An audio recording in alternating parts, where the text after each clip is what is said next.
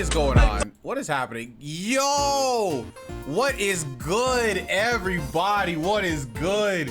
Greg, what is up? You here just to stir stuff? Hey, come here, dog. Hey, come say hi to the people. Come say hi to the people. Hey, look at that. We got somebody that's saying hi. We got the dog. Look at him. Look at him go. What's good, Adam? How are you doing? How are you doing? You good? Bum, bum, bum, bum, bum. Ooh, it's actually kind of warm in here, but that's okay. You good, dog? You good, dog? Everybody make sure to say hi to Wizard. All right, I need all your hi wizards, okay? Because he's being used for content, isn't that right, boy? Isn't that right? You get used for content. You also smell like dog. We need to give you a bath. Wait, what's this in your fur? Oh, okay, it's just dirt. You just got dirt in your fur. We need to. I need to give him a bath. I desperately need to give him a bath, but that'll come eventually. But yes, we're gonna have some fun times today. Yo, what's good, Dan? How are you doing, man? Hey, dog, oh, look at him go. Uh-oh, look at that leg go. Oh, look at that leg go. Oh, he's schmoving. Oh, yes. Good boy. Good boy. How are you guys doing today? You guys good? Anything crazy going on in the world? Except for the fact that, you know, TwitchCon seems to be in flames and shambles. Other than that.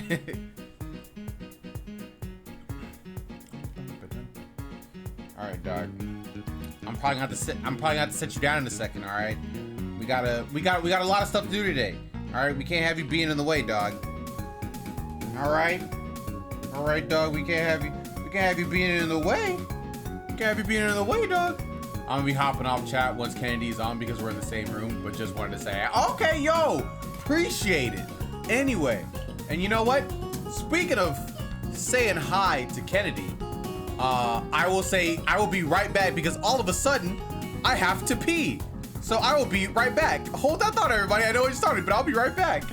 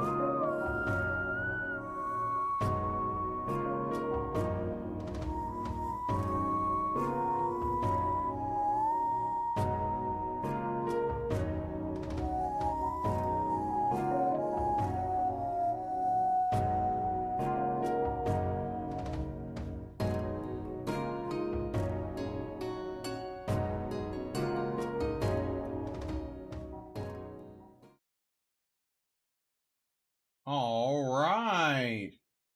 We are back. And if you guys didn't notice, we are also joined by our guest that is now here. Say hello to the people. Hello? Can you hear me? Echo, echo, double echo. Hello? Can you Wait, hear me? hold on. Okay, Can you say hear words. me? Say words again.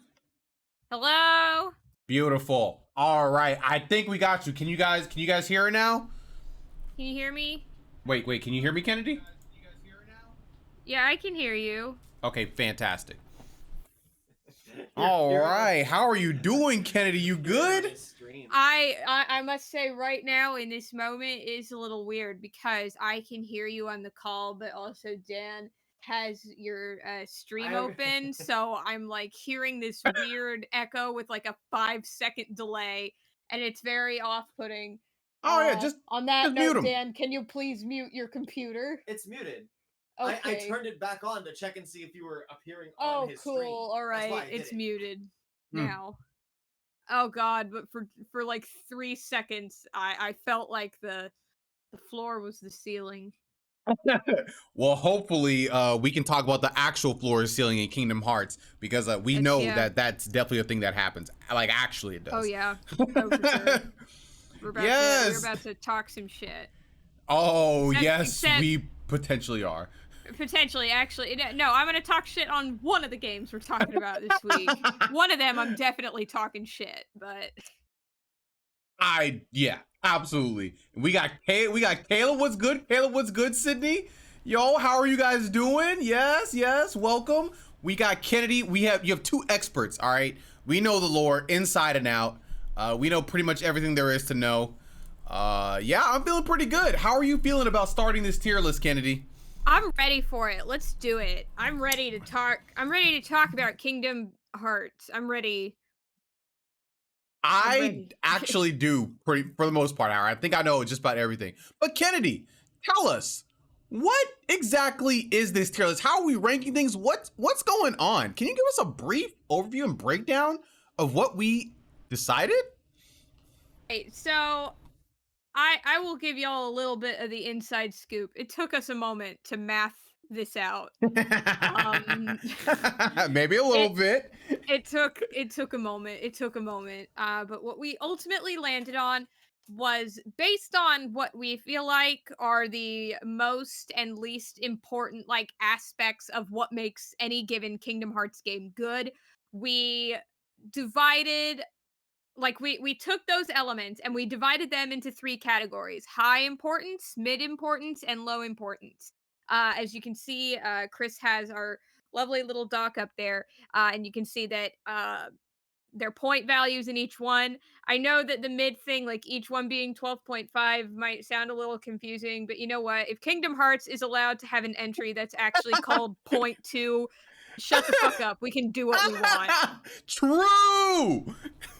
But yeah, so in the high value stuff, which is the stuff that we deemed the most important, like things that make a Kingdom Hearts game good, we have the factor of enjoyment. Like, was it fun? Just point blank. The story and also the gameplay. Of mid tier importance, the level designs. This can include like the Disney worlds, and also the characters. And finally, low tier importance. How, like, these are things that are still important, don't get me wrong, but they're like, compared to everything else, we got some leeway. We got, how much it progresses the actual like overarching story of Kingdom Hearts, which is something you're going to be hearing a lot of talking about when we get to Recoded. and Oh yeah, also yeah. and also the art and music, which are of course very good just throughout the series, but they've also been using like the same artist, the whole time, so it's more or less expected. uh it's not like Persona where each game like has a radically different visual and sound aesthetic, but that's not to understate their importance. They're still very good. And then finally, we have something that was not on the Disney tier list, and we have a deductible for Yes. convolutedness. It is hardly a secret that after, like, let's say maybe Kingdom Hearts 2-ish, things the story got a little difficult to keep track of. sometimes. And they start to get real convoluted real fast. And we didn't feel like it should be a huge deductible because you can, and certainly I know I've done this many times, and Chris, I'm sure you have as well. You know, there have been many times where I've been playing a Kingdom Hearts game and I was like, I don't know what the fuck is going on, but I'm enjoying it. I'm having a lot of fun. I couldn't tell you why any of this is happening or who the hell's over there, but I'm feeling great. But we still felt like it should be a deductible because there definitely is still that element of like when you have to like sit down and figure out what's happening or you try to explain it. Like it's a storytelling problem, plain and simple, and it's pretty consistent throughout Kingdom Hearts. So, Actually true. so depending on how convoluted we feel a given entry is, we can deduct up to 3 points away from that game's score. I think that's going to come into play in these early streams because Get out of there. What are you doing? Where's Wizard? He was in my bag. It's all right. But yeah, I don't think the convolutedness is going to come into play for these first few streams because we're probably going to be doing like 2 to 3 Kingdom Hearts games per stream. Mm-hmm. And you know, the convolutedness is not a problem that really started to take hold until, you know, Kingdom Hearts started getting a lot more entries and it started getting them a lot quicker.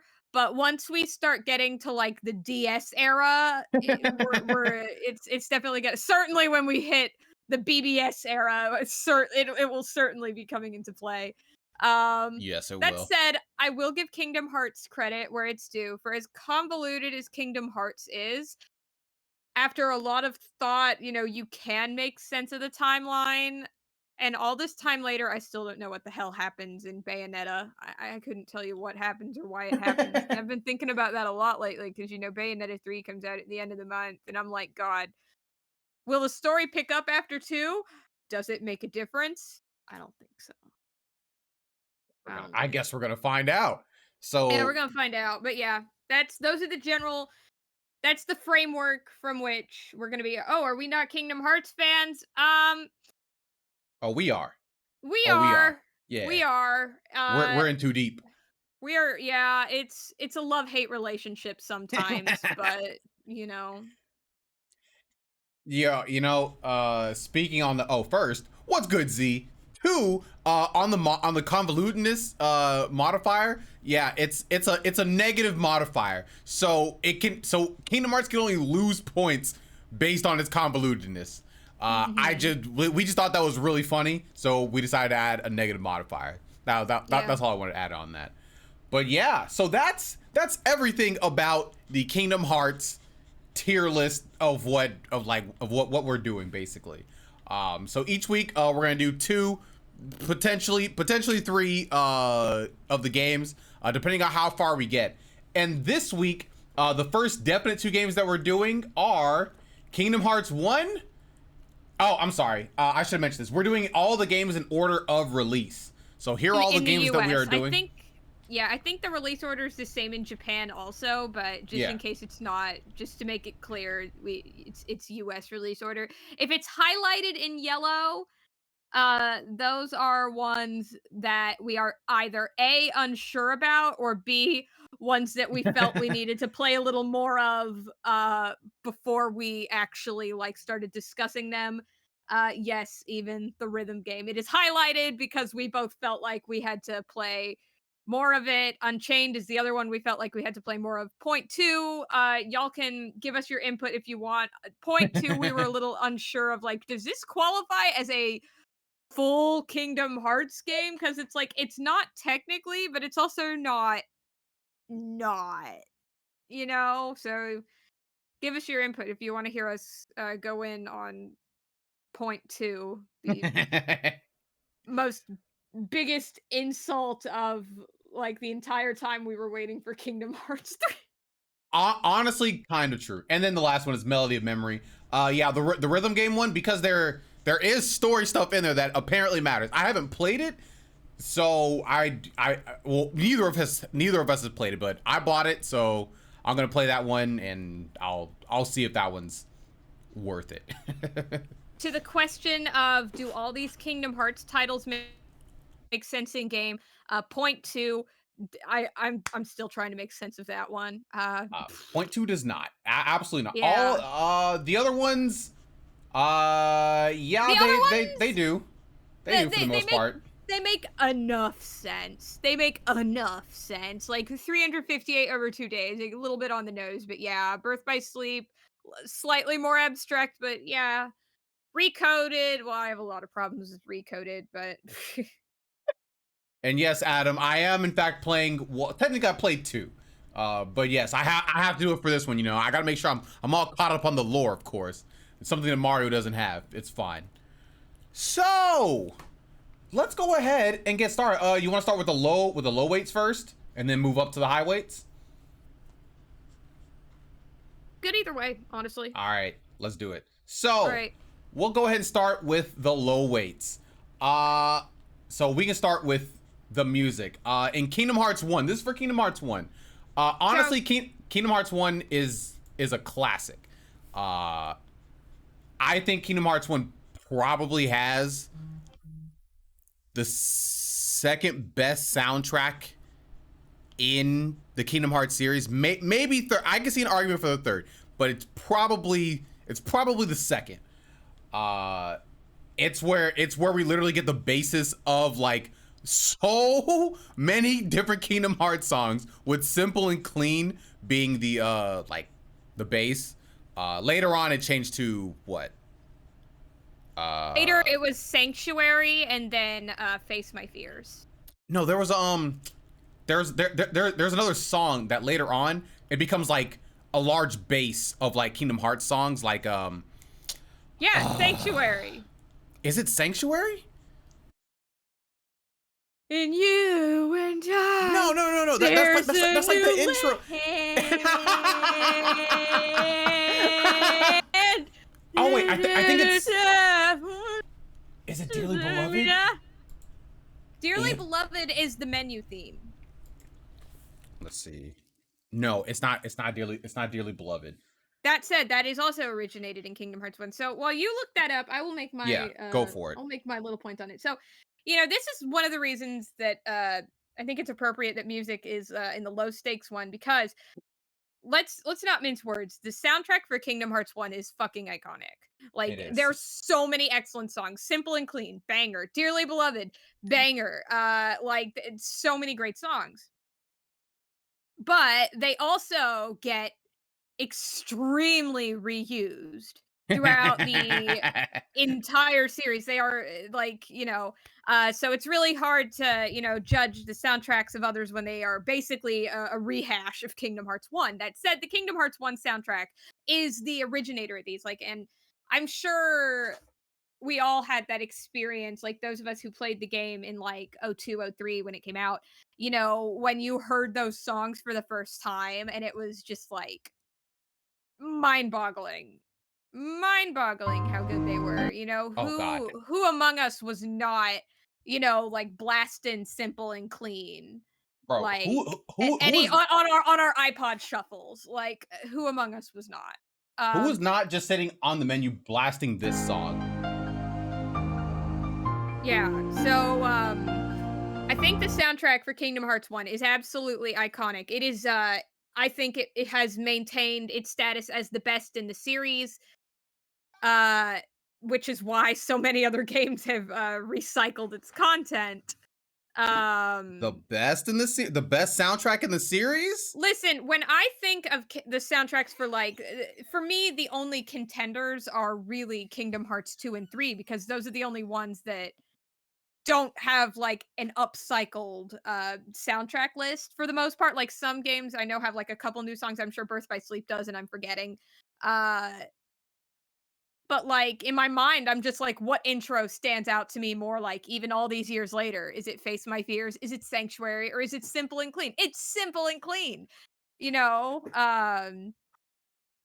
Yeah. I At the end of the so day, Kingdom Hearts soundtrack, just for one, it's stuck with me a lot more. That might have to do with the timing of its release, sure, but that's like just me. Like 100%. Like yeah, if you wanted to say one, I definitely wouldn't fight you because that soundtrack is absolutely amazing.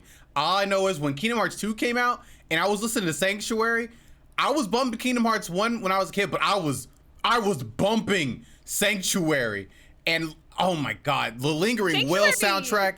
Oh my yeah. god, like all like Sanctuary the is still data. a great song.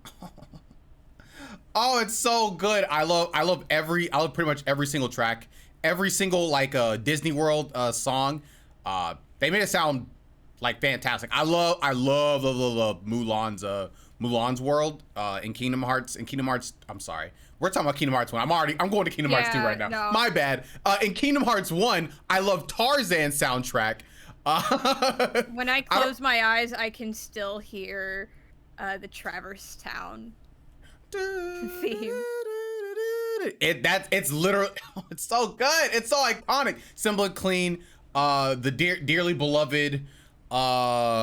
Let's see what else. Hollow Bastion. That's another iconic one. I was literally just about to say the song that plays while you're in Hollow Bastion, which, by the way, I can also hear when I close my eyes. And also, not just Simple and Clean that we hear in the intro, but honestly, even the slow version of Simple and Clean is still really good. At the end of the game, when those rocks with Sora and Kairi are separating and the slow version hits, like, I can tell you now, like 11-year-old to 11-year-old Kennedy, this was high drama. I was like mentally sobbing. Like, it's so beautiful. Oh my god. You know, for an 11 or 12-year-old, that's like heartbreak supreme. And when the song came on, it's high emotion, it's high drama. I'm not It gonna was lie. I was just confused. I didn't understand why Kyrie couldn't just jump to the sand that Sora was on. But I was like, oh well. Why didn't and at the end of Titanic, why didn't she just make room for Jack on the wood board? Why didn't she just scoot over? I just didn't understand. I was just confused. Is it like the first time you hear the slow version of like yeah, like every time? It's 100% like that. It's 100% like that. Yo, that song is a banger. Actually a banger. But yeah, Kingdom Hearts 1 music is truly iconic. Pretty much. Okay, well actually let's think about this. Are there any bad tracks in Kingdom Hearts 1? Like are there any tracks that you said like this is bad? Like any of the Disney worlds, any of the worlds at all? Not at the top of my head, but let me Google a soundtrack. But it's like at the top of my head, I'm thinking like Atlantis was just like a remix of Under the Sea. That's just good. The Olympus Coliseum is a pretty generic. Oh, that's iconic. Huh? That's iconic.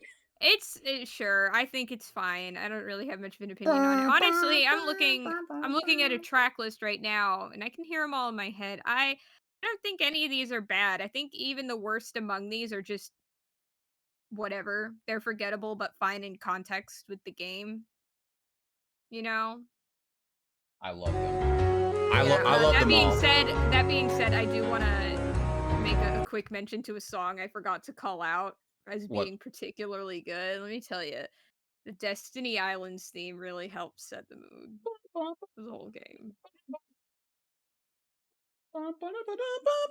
Oh yes, yes, yes. I don't know what it is, but there's something about like that's like the Destiny Island song. It just reminds me of just PS2 era music. I don't know what it is. It's it's something about it. But yeah, I honestly think Kingdom Hearts has to get full marks in this category because it's just phenomenal. Who's the composer? Do you know? I'm pretty sure it's oh, what's his face? I cannot believe I'm forgetting his name. It's Yoko Shimomura. He did a fantastic, amazing job. I am now looking back at the thing. It is indeed Yoko Shimomura. Let's go. So yeah, Pretty sure. I could be wrong about this. I'm like 90% sure he has done the soundtrack for all the main Kingdom Hearts games. You know, I was about to say all the Kingdom Hearts games, but then I realized, you know, again, the overwhelming majority of the series uses an upcycled soundtrack, so it's, you know, it sounds like a lot of games, but it's like 3.5. It's like 3.5. But honestly, I think this just gets a 5. Like, Oh yeah, no, absolutely. absolutely. Oh, she? Okay, my bad. I'm sorry. I thought Yoko Shimomura was a guy this whole time. That is egg on my face. Sheesh. Well, now we know. Okay, yeah, Kingdom Hearts 1, yeah, of course is gonna get just straight up 5 in music. It's the GOAT. Art. I mean, Kingdom Hearts 1 was very unique for its time. I don't know about how much like unique it is in its style. I mean, it's Final Fantasy, but I like the way that it looks. I still think it looks pretty good today, to be honest. I think okay, I was about to say most PS2 games could look good, but then I thought about Grand Theft Auto San Andreas, and that didn't look great. So Kingdom Hearts honestly looks pretty good to all No, things considered. Kingdom Hearts looks really good for the time it was released. It came out like I think what 2001 in Japan 2001? and 2002 in the States, Or something either like that. 2000 in Japan or 2001 in Japan. I can't remember. Something like that. I know Final Fantasy X was out, and that was the newest Final Fantasy game, so that's kind of the yardstick that we can use. And Final Fantasy X, one of the biggest draws of that game when it came out was how fucking gorgeous it was compared to even other Final Fantasy games. And Kingdom Hearts, I think, really it does the same. It looks like Final Fantasy X, and Final Fantasy X when it came out was pretty inarguably like the prettiest like looking game around. I am strained to think of another game that was out around that time that looked quite that good, and I frankly cannot think of one. So for the time, yeah, Kingdom Hearts 1 looked, I mean, great. And I mean, it's still, I mean, and this might be nostalgia talking, it still looks good. And the illustrations, I mean, obviously the illustrations are really good. But yeah, no, Kingdom Hearts looks great Kingdom for the Hearts, time. it's incredible. Or Yeah. I'm sorry, like it was incredible for the time. I know the first time I got Kingdom Hearts 1, it was Christmas morning. It came with my PS2. Didn't have a memory card, but that's okay. But I remember thinking like, wow, this game looks great. I love looking at the opening sequence. Oh my god, the opening sequence is so cool. It was so freaking cool. Oh my god. Miss Got it for Christmas too. It's a great got Christmas it. gift. It was a great Christmas gift. Yeah, we got what was it? We got Okage Shadow King and we got Kingdom Hearts. Could not fucking figure out Okage Shadow King for the life of me. Um the Kingdom Hearts was great, even though early on I remember we got really stuck. We got really stuck on that ambush at the end of, we being like me and my sister, we Yeah. got really stuck on that ambush at Destiny Islands, and we never were able to get it past there at the time. And then I visited it a couple years later, and I was able to breeze right past it. Oh, So nice. Yeah, but yeah, for the time, yeah, Kingdom Hearts 1 looked great. Even if you go back to it now, you'll still say like, "Oh yeah, this looks fine." It doesn't suffer from some other games that the PS2 had that don't look good, which is fantastic in favor of Kingdom Hearts. Like some games that look great at the time, I would say Ratchet and Clank, but now when I look at Ratchet and Clank 1 later on, it does not look as great as I remember it. yeah, But that's the Kingdom problem Hearts, with nostalgia. it does great. What Fuck was what is Riku wearing? Listen, we're not talking about the designs. We're not talking about the. If we want to talk about designs, we can talk about Sora's fucking clowny ass his shoes, his shorts. clown His shoes. shorts. No, his shorts. Let's not forget, he is wearing a jumpsuit that is Oh yeah, short. yeah. It's just He he's is- wearing that's a a one piece. Let's not forget, lest we forget, Sora is wearing a onesie in Yes. Kingdom Hearts 1. Riku he hides it by wearing the belt. Riku has a pair of pants that are also chaps and also clown shoes. Kairi is 100% the only one of these people who looks kind of normal, but after the fashion travesty that was Final Fantasy X, anything looks good. anything looks good relative to the designs of Final Fantasy X. I Still love that. very For the record, I imaginative. love Final Fantasy X. It's my favorite Final Fantasy game. I will be the first one to admit, though, the character designs in Final Fantasy X, like Lulu and Yuna notwithstanding, they're garbage. His garbage bag strapped to his legs. No. Caleb, chill. Yeah, he does. Oh, Adam, put up the poll that Caleb suggested. Simple and clean, plain and simple remix or sanctuary. Yeah. Um, but yeah. I don't really have anything bad to say about. Let me think. Actually, did any of the worlds look ugly?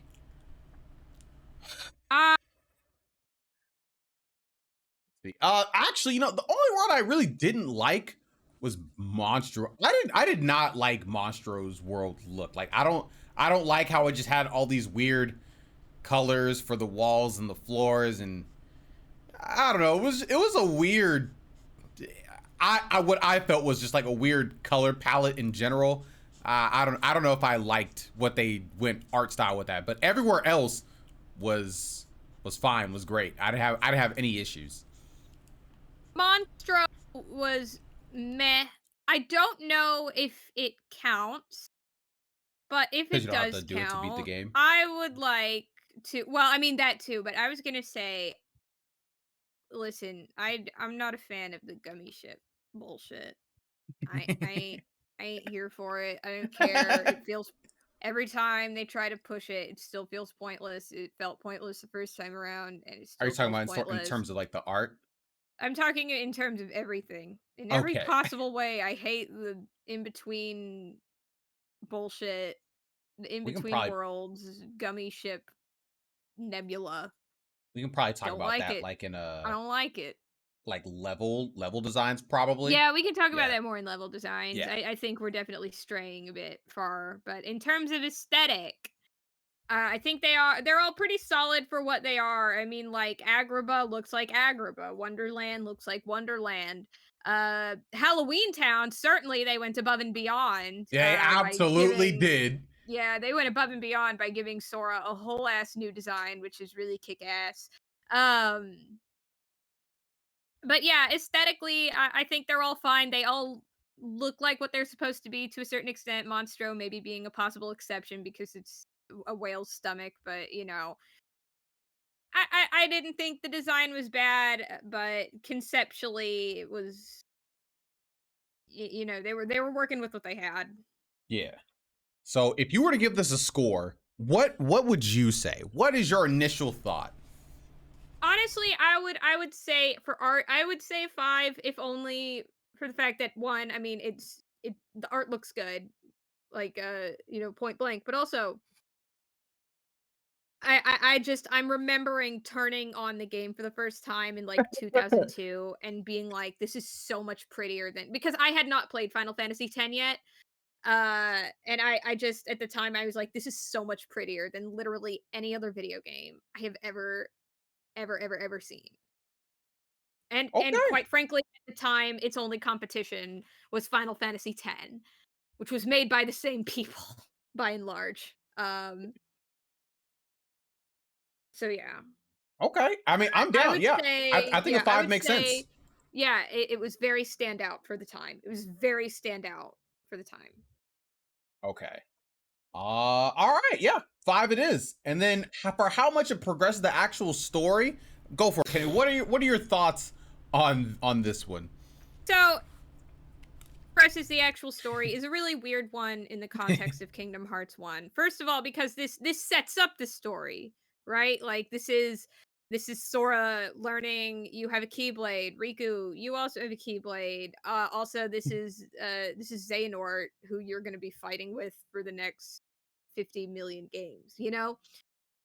But I cannot, in good faith, give it a perfect score because, hang on, let me look up exactly what scene it was. They had to retcon a bit of dialogue. Toward the Was end it of the the game, it was oh. something Xehanort said. and it got retconned in the 1.5 port because it what was it? I can't remember what it was, but it contradicted something they established later, and it's like, if you're not going to, abide by the rules you made, It was probably something about Kingdom Hearts or the key, like how many people can wield a Keyblade or something like that. The Keyblade only chooses one wielder. You're just like, well, that's not exactly how that works, but that's okay. Yeah, Kingdom Hearts 1, because it sets up the story, it doesn't, I mean, yes, it progressed the story because it literally starts it, but they retcon a few things. The whole Kingdom Key, they're just like, there's only one Keyblade master. Well, that's not true. There's many. There's a lot. Who doesn't have a Keyblade in Kingdom Hearts right now? Who doesn't have one? It's very Oprah one. saying, you have Well, a that's a lie. Keyblade. You have a Keyblade. It's very that. I literally said Zigbar, and then I immediately forgot Kingdom Hearts 3, and when he pulls up with the master, but that's for later on. Or break, whatever.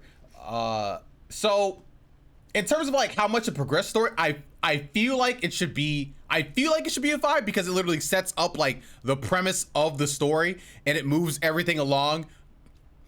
Even if they did kind of have to retcon a few things a little later on. I feel like that. Now it's a little unfair for all the other games.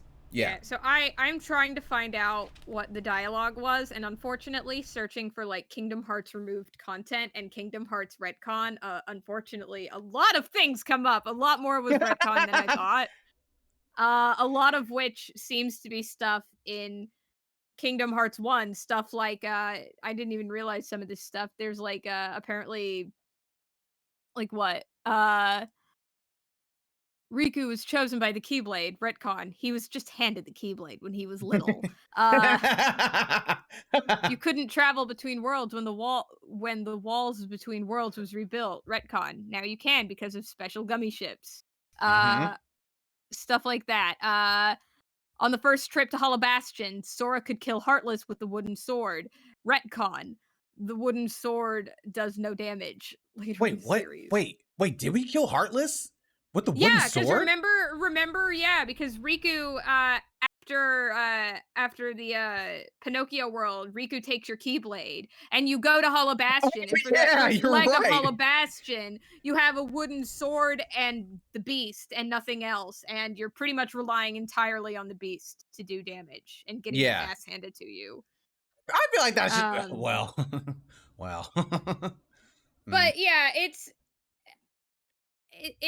Kingdom Hearts 1. It sets the stage for everything. It gets the ball rolling. But at the same time, a lot of the stuff that happens in Kingdom Hearts 1 is either there's more retcons than I thought, apparently. I'm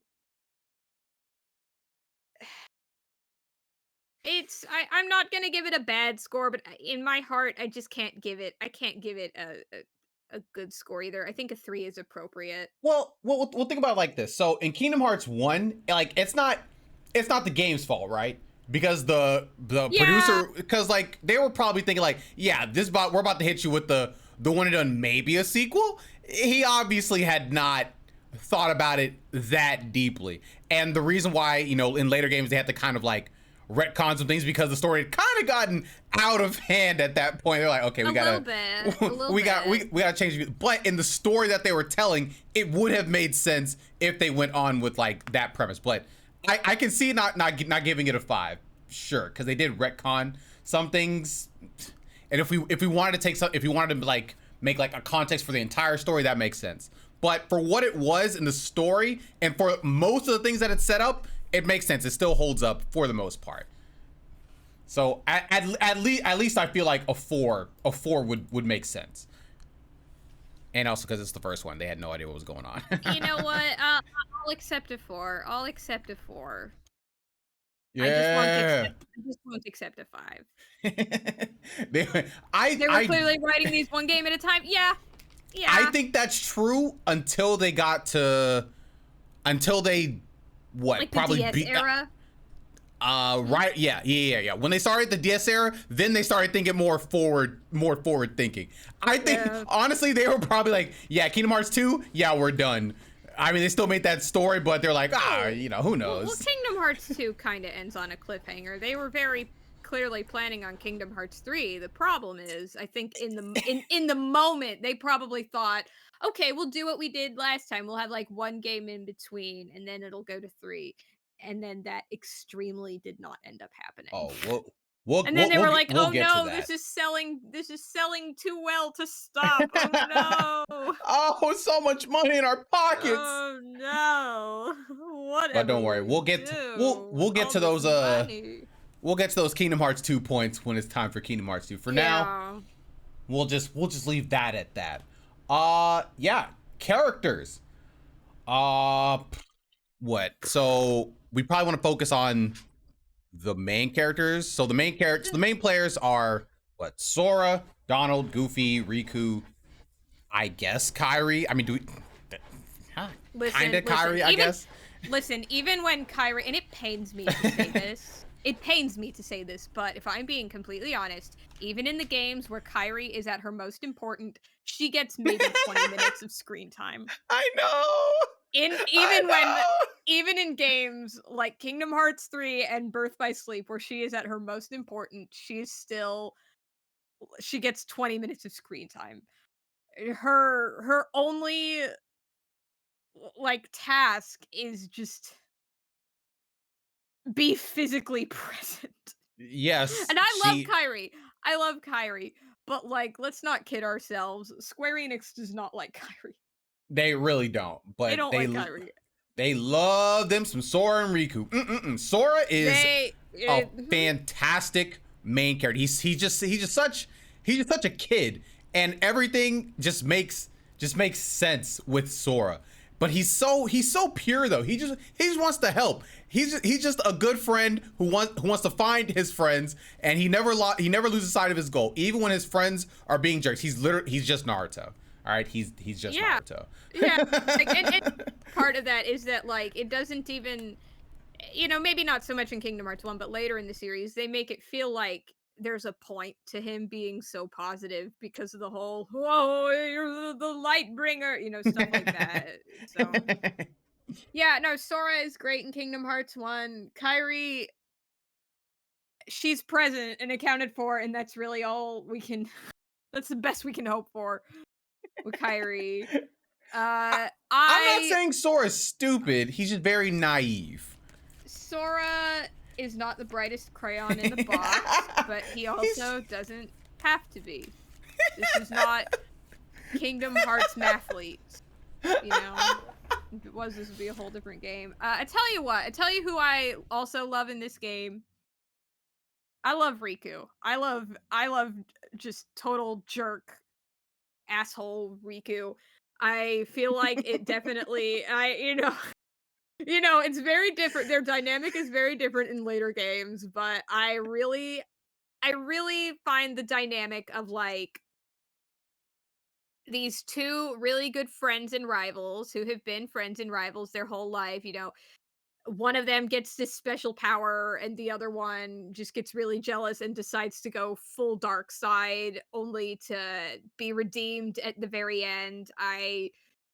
It's one of those classic dynamics that I think works really well a lot of the time in Kingdom Hearts. Just did it Hmm. so well. And Riku was a great character to do it too. I just wish that they treated him better in later games because and again, we'll talk more about this in Kingdom Hearts 2, but it's like in Kingdom Hearts 2, he's they could have done so much with an angsty Riku, and they were like, and we choose to do nothing. And we But at chose least, nothing. and they chose to do nothing. They chose to give him a blindfold and be like, that's his angst. That's it. But He he went was to so Hot cool. Topic and he got a growth spurt. Is that not enough for you people? Yeah, no, Riku is a bitch in Kingdom Hearts 1, and that's why I love Kingdom Hearts 1 Riku, because he is a bitch. Riku in Kingdom Hearts 1. bitch ass Riku. Riku in Kingdom Hearts 1, he's always made me so mad. Anytime I saw Riku, bitch. I was just angry. Especially this might be a gameplay or like a story thing. I don't even know what to categorize. But when you find Riku early in the game or whatever, and you get to fight him like as a rival, and then he starts keeping score. And when my score was like, oh yeah, you know, looks Sora, looks like I've won 12 and you've won only 1. Looks like I'm still the best. I'm just like, I hate you so much, Riku. No, I hate you love so that. much. He's so petty. He's so petty. I love it. I love it. Oh my god, I was so hurt. But you know, Riku was a cool anti-hero kind of guy. So you know, I was fine. Well, with him. he's not an anti-hero in this game. In this game, he's just a villain, just point blank. Yeah.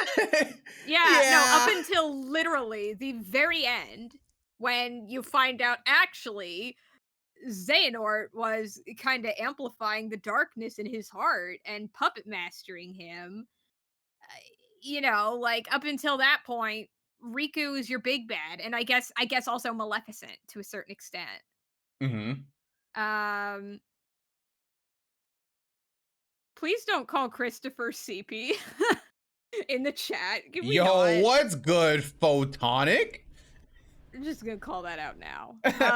Before that becomes a problem. Let's not do that. His name is CP9, like the arc in One Piece. Anyway. Donald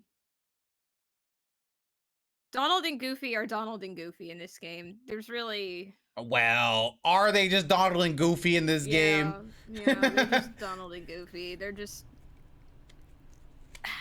As for... Do we want to include Disney characters in this?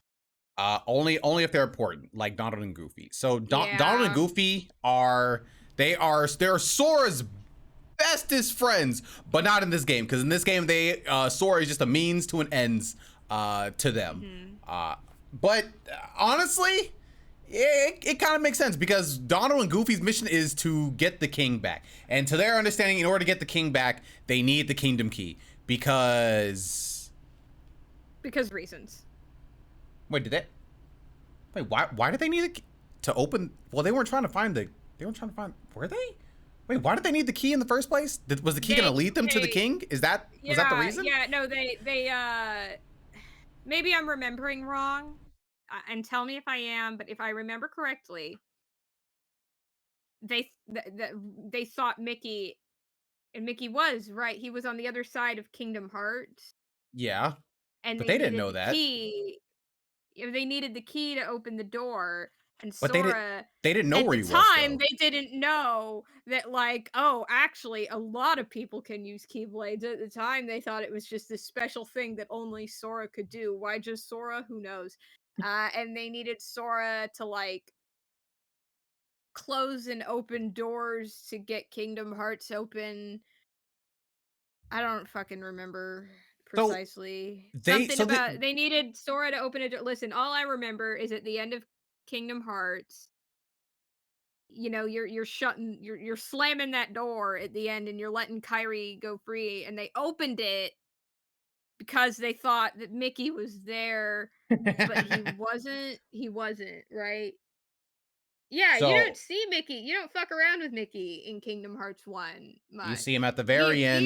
Yeah, you see him at the very end, but it's not until so he takes his shirt off. It's not until 2 that he becomes like a character. Yeah, like a character who appears as more than a silhouette. Yeah. But yeah, I could be remembering. It's been a moment. I've played Kingdom Hearts 1 like I think 3, 4, 5 times, something like that. I've played it a lot. Same. But it's also been a moment. I think the last time I played it was 2015, 16, 17, somewhere around there. It's been a moment. But yeah, so Donald and Goofy, they are just like they are on a mission. They don't really see Sora as friend, but as they go on, they 100% learn to love Sora, and they become his true friend. As Greg pointed out at the end, when Riku comes up and he's like, "Oh, hey, I have the Keyblade, and they must follow the Keyblade Master." They do kind of go with Riku. They do say, "Hey, sorry, you don't have the Keyblade anymore, so we don't really need you," which was kind of scummy, not gonna lie, because they had already been through a lot. But then, you know, later on in the Hollow Bastion, they're like, you know what? No, we don't need to go with you. Okay, we're gonna go with my friend. So, you know, it's fine. Like, we'll figure it out, but we're gonna go with our friend. So that was a good, yo, my P deuces. So, you know, they did figure it out in the end. Okay, they figured it out in the end, which I think is a great show of their character. And, you know, it's really cool. Well, mostly Goofy, right? Because Goofy was the one who went back first, but that's neither here nor there. So I like Donald and Goofy for the most part. I like Goofy more than Donald. Donald was just kind of, he was just angry. He was just angry. Yeah, but that's also not inherent to Kingdom Hearts 1. Even by the time Kingdom Hearts 1 came out, they had like several decades, almost a century's worth of character profile to work with. You know, they couldn't really do what they wanted with the characters. You know, Donald is always kind of the grumpy guy. Goofy has one brain cell. Like, you know. Yeah. All right. He's just it was just fine. And Greg, so technically that's still true because Sora is not a Keyblade master because he did not pass his mark of mastery. But Riku did. Yeah. So that's true. Yeah. That's still true. Yeah, Sora is actually canonically Sora is mediocre. Kind of true. Mediocre. He's mediocre. He just had the most space in his heart for like what, 5 or 6 people. Well, okay. Cardiologists must hate him. Roxas, Ventus. Unless there's another one that I'm not. I mean, I might as well just throw Xehanort in there. Might as well. was Vanitas camping out there for a while? I feel like this is definitely something I can Google. How many people? Oh, Naminé. Oh yeah, Naminé. How many? I'm googling that. How many people were? Oh no! Don't make sure to put safe search on. How many people were inside of? Sora never had a mom. Yes, he did. Yeah, he had a mom for like all of 10 seconds, and after Sora pieced out, we never heard from her again. Yep. He is so late to dinner. He is so late to dinner. And she never tried to find it. So Sora has fragments of other people, i.e. Kairi, and by extension Naminé. But he also has the entirety of Roxas, Ventus, Vanitas, and Shion's hearts. Yeah. Okay. Yeah. So Sora had a lot. But anyway, but as for all the characters that matter in Kingdom Hearts, yeah, Sora, Kairi, Riku, Kingdom Hearts Donald, 1, Goofy, this is before all that. Yeah, I feel like they all played off well from each other. Sora trying to find Riku becoming kind of corrupt, but Riku kind of honestly being a little bit dumb. He says like, oh, Maleficent's like, oh, look at your friend. He has new friends now. He doesn't care about you. And Riku's like, bro, really? But I guess Riku's only 13, so I guess he's like 15 because Sora and Kairi are 14, and I remember Riku's a year older. Oh wait, I thought he was like 12. I could be wrong. I could be wrong. Like 12. Hang on. No, you might be right. You might be right. How old? I'm googling it. How old is Sora? KH1. Yeah, no, he's 14 at the beginning of the series, and Riku is 15. Okay. Riku is a year older than Sora and Kairi, but honestly, that is such a teenager mindset. Like, oh look, your friend got new friends, and now he doesn't give a shit about you anymore, and then you just go full. I guess I'm gonna be a bitch now. I guess that's my character. That's a very teen angst thing to do. It's a very teen angst thing to do. Yeah, they were very. Oh, Maleficent was also in this story. Yeah, but she doesn't really do anything except kind of toy with Riku a bit and then turn into a dragon. I don't know. The Riku part's kind of important. She was literally grooming my man to be evil. No, I guess you're right. I mean, she's Maleficent. She's kind of the go-to Disney big bad. She is. She was what she has been Caleb, he in was like so all of the jealous of Sora. Hmm? he he kind of was jealous of Sora. Okay, yeah, he was jealous of a talking to Sora. All right. You know No, what? you're You know what, right. Caleb? You're I'll right. take You're that one. right. No, I'll take that too. I'll take that too. You're correct. I stand corrected. You're absolutely right. He was jealous of a dog and a duck. But yeah, so Riku if didn't have a lot going on in his life at the time. if I'm giving this a score for characters, I'm feeling like Feeling a 3 or a 4. Not perfection, but wait, dude. But, okay, so certainly so good. this is at 12.5. Oh, my bad. I was like, hey, yo. No, my bad, my bad. I think somewhere between a 10 and an 11.5. Not perfect, but still pretty damn good. I'll go with a 10. I was thinking a 10. Yeah, 10 works for me. Okay. Level designs. So Kingdom Hearts has a myriad of worlds. I believe there were, oh my goodness. So let's see. So there's Oh dear lord. like 13 worlds in Kingdom Hearts 1? 13 or 14, depending on whether or not you want to include like Destiny Island and the dive into heart, the stained glass windows thing at Probably the wouldn't beginning. count. Probably wouldn't count the dive to the heart, but would definitely count Destiny Islands. I wouldn't. I honestly, I would like to count the dive into heart, if only because I've to this day I've never seen a cooler tutorial. You know, that's what told me like, oh, this is a fucking Disney game, but also this is an anime game, but also cool as shit. This game is gonna be aesthetic.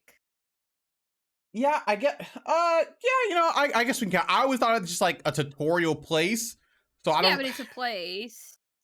You know, they could have done the tutorial on Destiny Island, but they didn't. I Not entirely. guess. Anyway, I guess. Yeah, so it's still iconic though. just point blank, like what do you think of the worlds, and what are like at the top of your head, like your favorite and least favorite? What's the floor So and the ceiling? so if I'm thinking about just like the worlds in general and how much I like them, I like pretty much all of them. Um, if I had to say the one that I like the least, honestly, I know the one that I like the least. It's not even something I have to think about. honestly, I'd probably say Alice in Wonderland. I did not. Really? I did not enjoy. You did not Alice enjoy in Wonderland. Wonderland. Did not. No. Why not? So Explain yourself. I don't enjoy Alice in Wonderland because it's kind of really confusing. I get lost there very, very frequently. You and Alice have a lot in common. That was the plot Yeah. of the book. That was Yeah, the plot of you're the right. book. And that's why I didn't like it. It was Was it I don't too know. frightful? Were you putting yourself in her shoes a little too hard? No, Is it alarming? it felt like I was doing a whole lot of running around just trying to figure out what exactly was going on when I could have been enjoying the game. It just, a lot of it just didn't make sense to me. So it just, I just couldn't, I can never get into that world. That's why whenever I like replay Kingdom Hearts 1, I almost never do Alice in Wonderland first, because I never want to, or like as soon as possible, because I want to avoid it as long as I can to keep having a good time. Now, I understand that. And I would definitely say that if I had to like rank all the worlds in Kingdom Hearts 1, I definitely think Wonderland would be in the lower half, but it's not my least favorite, because my least favorite is by far, no contest, fuck Atlantis with a rake. Atlantica wasn't that bad. Atlantica is that bad, and it is almost entirely because of the controls, and all but I think all but one of the times I replayed Kingdom Hearts, I skipped Atlantica, or I like didn't finish Atlantica. It is garbage. It's garbage. Yeah, what Adam is saying, Christopher, it is awful. It is capital A awful. It's garbage, and I hate it. I hate it. I don't even have to think about it. That's the floor. Atlantis is the floor. Hate it. Yeah, Atlantis is kind of Garbage. bad. It's very It's kind of bad. bad. It's garbage. I skip it. I would still rather play that than Atlantica, but if I had to say my favorite world, it's probably so one of my first thoughts is typically the Olympus Coliseum or Hollow Bastion. I very much so enjoyed Hollow Bastion. I love Hollow Bastion. Hollow Bastion's a lot. Yeah, Hollow Bastion's my favorite. It's very stylish. It's very cool. Honestly, the only thing I can really ding Hollow Bastion on is the hula hoop Riku fight, which took me like an actual real life month of playing it on a daily basis to beat. Hello, Tiffany. What's good, Tim? But no, like literally, I remember when I finally beat it, I flipped the fuck out.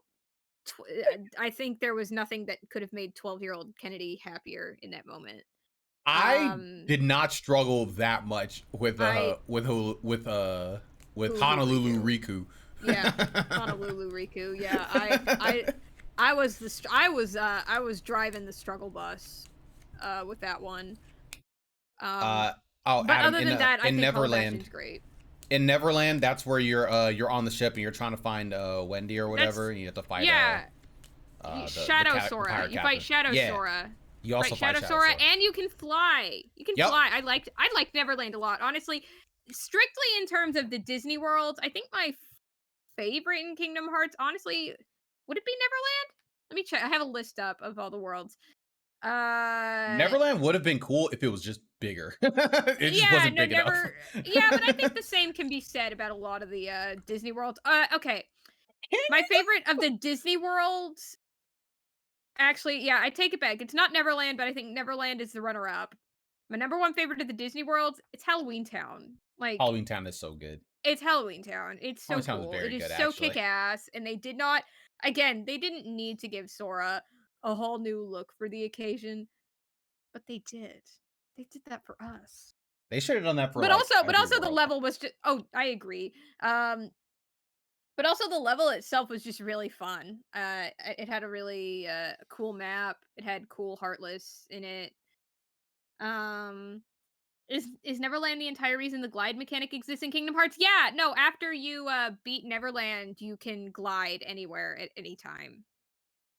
So yeah, you get points for that alone. I agree. That is the single best ability in the entirety of Kingdom Hearts 1. Once you get that glide, it's a literal game changer.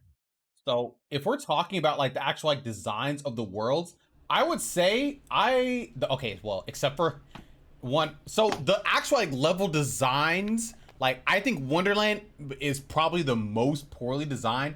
I don't think Atlantica itself as a world is poorly designed, right? It's just that when you try and move around in the world, it feels bad. But like the level itself, like where everything is placed, all the enemies and stuff like that, like it's fine. It's a cool level to look at too. It's just when you actually have to move, that's the problem. Yeah, and that's like the gameplay. Yeah, exactly. Since I can't move, it's like, and what was that? Some kind of you fight Shadow Sora. Who's just a shadow of Sora. So in Neverland, the secret boss fight was the clock tower ghost or whatever. We had to hit him with certain spells in order to damage him. I hated him. I didn't feel strongly about him, but he wasn't the worst secret boss fight in Kingdom Hearts. You're right, he wasn't. I think we all know who that award. Wait. Are we talking about for Kingdom Hearts 1? I'm talking about. I'm pretty sure. I'm like 90% sure he's in Kingdom Hearts 1, right? Or am I thinking of 2? Or is he in both? Let's both say his name. Let's both say his name. Let's both say his name on the count of 3. Let's both say his name on the count of 3. You ready? Okay. Yeah. 1, 2, 3. Sephiroth. Kazura of Ra, the sand monster who freaked that dude. Oh. Sephiroth actually, I literally. So I'll just say this. For the longest time, I legit could actually not fight Sephiroth because I didn't know how to actually get to him. I didn't understand that you had to actually beat Monstro, because I didn't beat Monstro for years because it wasn't required. We had to beat Monstro in order to like another part of the Coliseum in order to actually unlock everything else. By that time, I was already old enough to where Sephiroth wasn't a huge problem. But you know who was a problem when I was a kid? That freaking sand monster in Agrabah. Freak that dude. I was stuck on him for so long. You don't understand. What the hell? What?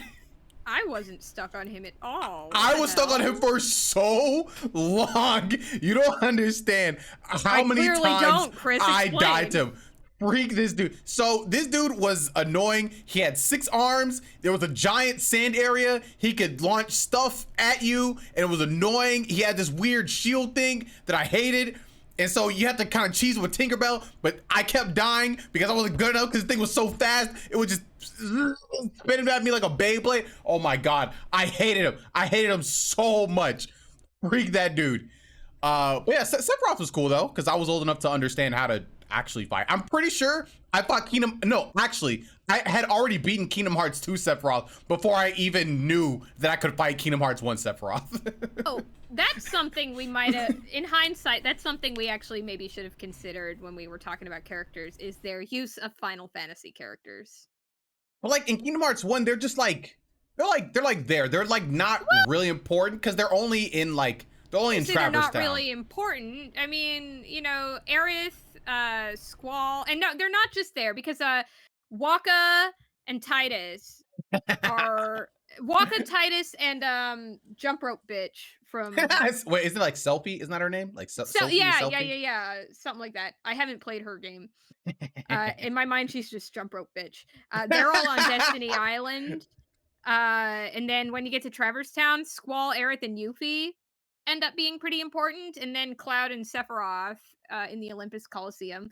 I think they're utilizing Final Fantasy characters was so clever and a great way to pad the game out. I had not played any Final Fantasy game when I played Kingdom Hearts, but that's what made me want to play Final Fantasy, and now I'm a big old Final Fantasy lover. So I mean, points I for legit that. had no idea who any of these people were. No, because I didn't I never either. heard of or played Final Fantasy. Like I had no reference for Final Fantasy just in general. So they were in the game. I was the same way. Like, I was like 11, you know. Like I didn't, 11 or but 12.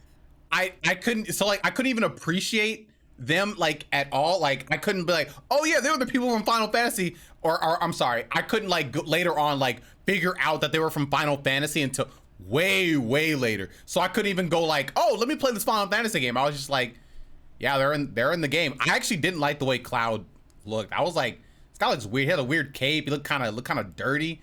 I love Cloud now, but in Kingdom Hearts 1, I didn't like the way he looked. He was very Advent Children before Advent Children came out. Like, yeah. But like, I would count these Final Fantasy characters as like the Disney characters in a Disney world in Kingdom Hearts 1 anyway, because like they were only present really in their, well, you do kind of go back to Traverse Town later on. Yeah, no, and they are useful. And so. Squall, Aerith, and Yuffie literally help progress the plot multiple times. Do they? They do, because they tell Sora what's going on, and they also save him from Hollow Bastion. When it's crumbling. They help get him out of there. They saved me and how? Why do Didn't I not they? remember the? Or am why I do thinking of Kingdom Hearts 2? I think you're thinking of But I Kingdom remember- Hearts 2. Okay, well, they help him, they tell him what's going on, and they give him a base. That is true. That's true. They are kind of important because they do explain the Kingdom Key very incorrectly. Yeah, and also, do they ever explain why Aerith is alive? Shut the fuck up. No. No. Yeah, no, they 100% do not. That being said, very few things I think would have been as perfect for, like, you know, a Final Fantasy fan entering this game, and I'm sure a lot of this game's like initial player base was, you know, Final Fantasy fans.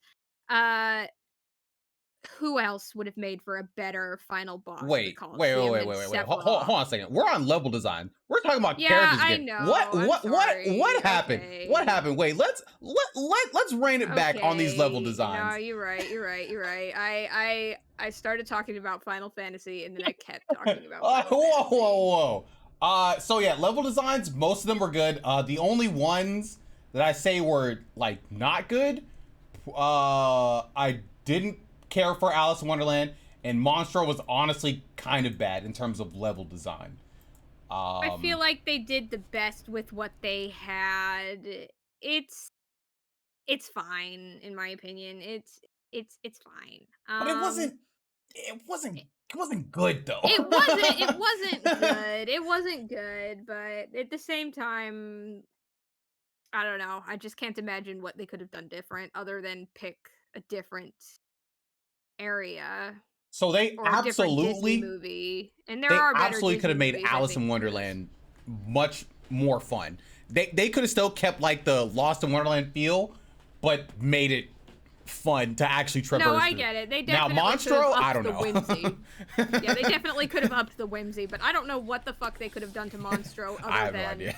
They just made other that than up. pick a different Disney World, because you know this game came out in like 2000, like 1 or 2. The Yeah. Disney Renaissance is like a very recent memory. They did not have a shortage of like iconic things to choose from. But yeah, I don't know.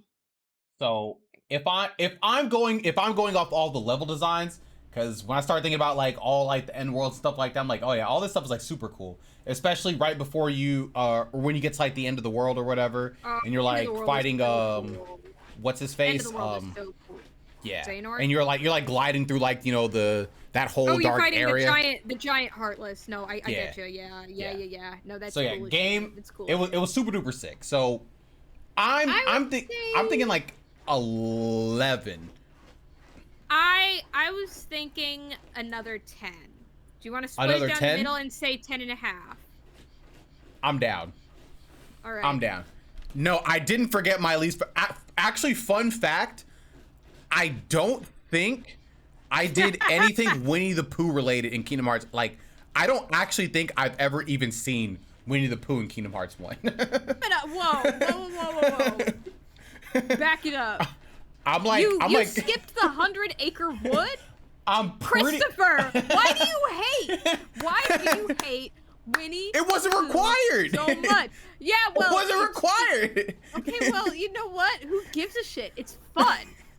I legit like I don't think I ever None had of- like you know, none a of the reason worlds to are go. required. You know, none of the worlds in the game are required if you're good enough at the game, Christopher. None of them are required if you're good enough at the game, Christopher. What am I doing skips? Am I doing speedrun skips? Oh yeah, Greg. I don't know if you heard, but we chose to do like 0.5 for this one because Kingdom Hearts 0.2 exists. Yeah. So if Kingdom Hearts can be allowed to have a release called 0.2, we're allowed to use decimals as well. Yep. It's very appropriate given our subject matter. And so that is how we decided that. Yeah. But yeah, you know, I'm fine Can't with believe you 10.5. skipped the 100-acre wood. The 100-acre wood is so charming. God. It just never came up. What did Winnie the Pooh do to you, Christopher? He was boring. Who in your family did Winnie the Pooh murder in their sleep in cold blood and like look you in the eye afterward? It was Sydney. Sydney came into my home and she murdered everybody in a Winnie the Pooh outfit. And she said, "You must hate me." And I said, "Okay." And you asked Sydney, why are you doing this? And Sydney said, "To test my ability." To test my abilities. Exactly. I don't know if you can hear it. Dan lost his shit at that. Dan is crumbling in the corner with laughter. Dan is crumbling. Oh that my got God. him. There'll be some poo trauma here. There's definitely some poo trauma. Oh, okay. All right. So that's it for our characters and level designs. So now it's time for the fun stuff. The Yay! gameplay. Kingdom Hearts 1, definitely the first game in the series. They were going with a more RPG, like Action more RPG. it's more RP, like they were what's the best way? So like, for example, in order to actually dodge roll, you have to get the ability to dodge roll. So in normal action, oh no, go for it. What were you about to say? Oh no, I was gonna say I think it's important that we remember that it's an action RPG because this is Square Yes. Enix, and at Yeah. the time they're fresh off the heels of Final Fantasy X. All the Final Fantasy games up till this point are turn-based JRPGs, and turn-based JRPGs certainly they're slipping from vogue.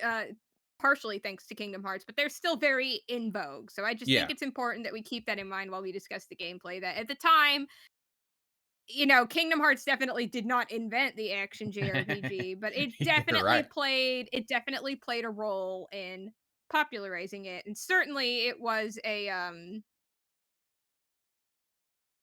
it wasn't completely untreaded ground for Square Enix, but certainly at this point their turn-based JRPGs vastly outnumbered the action Yeah, JRPGs. So exactly. just And just just just uh you can continue. I'm sorry. I just felt like that was worth keeping in mind okay, throughout this. yeah. Like so in Kingdom Hearts 1, they definitely lean more into like heavier RPG kind of like elements in terms of like, your abilities and how you actually gain them, because they literally give you nothing. You can't roll, you can't block. You're lucky they gave you the jump button to jump.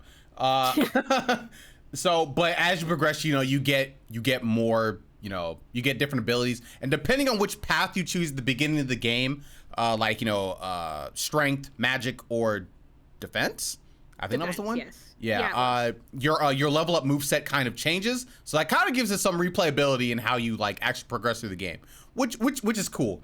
The fighting in general, it feels pretty smooth. Feels there are some moments where it feels a little bit stiff. I will say, but for the most part, it does feel pretty good, honestly. Especially in the remakes, or the remix, the final mix versions. They give you a few more abilities, and so it feels just a little bit more fluid to play. Like they give you the magic burst thing. I can't remember what that is. So you can hit like area effect around you. I think that adds some good stuff. So yeah, you get some good stuff. It feels good to play. This is a very good action RPG to play. Like it feels good. The magic system is very good. They could have done more, I think, but this was a good place to start. They definitely fleshed it out way more in Kingdom Hearts 2, but here it feels good. Like I'm fine with the magic here. Let's see what else. I like the level up system, and how you have to gain AP to like do abilities. That's just like regular JRPG stuff. I feel like they did it well here, so I don't have any qualms with that. I like how you have abilities that are like, they're like passive, right? So you get like the glide. I believe high jump is one, and I think there's another one that I can't quite remember. Like you just get those as you do story beats in the game. I think that's pretty cool. Yeah. Especially so considering. Oh, sorry. Oh no, I was gonna say, so yeah, that like, God damn it. it feels good. No, you're good. My bad. Yeah, go for it. No, it's like I think there's like a very slight delay, so it's like every time I think you're done, you're not, because I hear like a beat, so I assume like it is my turn to speak, but it's like nope, it was just a slight delay. Great. I think that especially considering that this game leans so hard into Final Fantasy isms, both in its vibe and also its like ability stuff and RPG stuff. Certainly, even the attacks. It takes the magic names from Final Fantasy. Yep.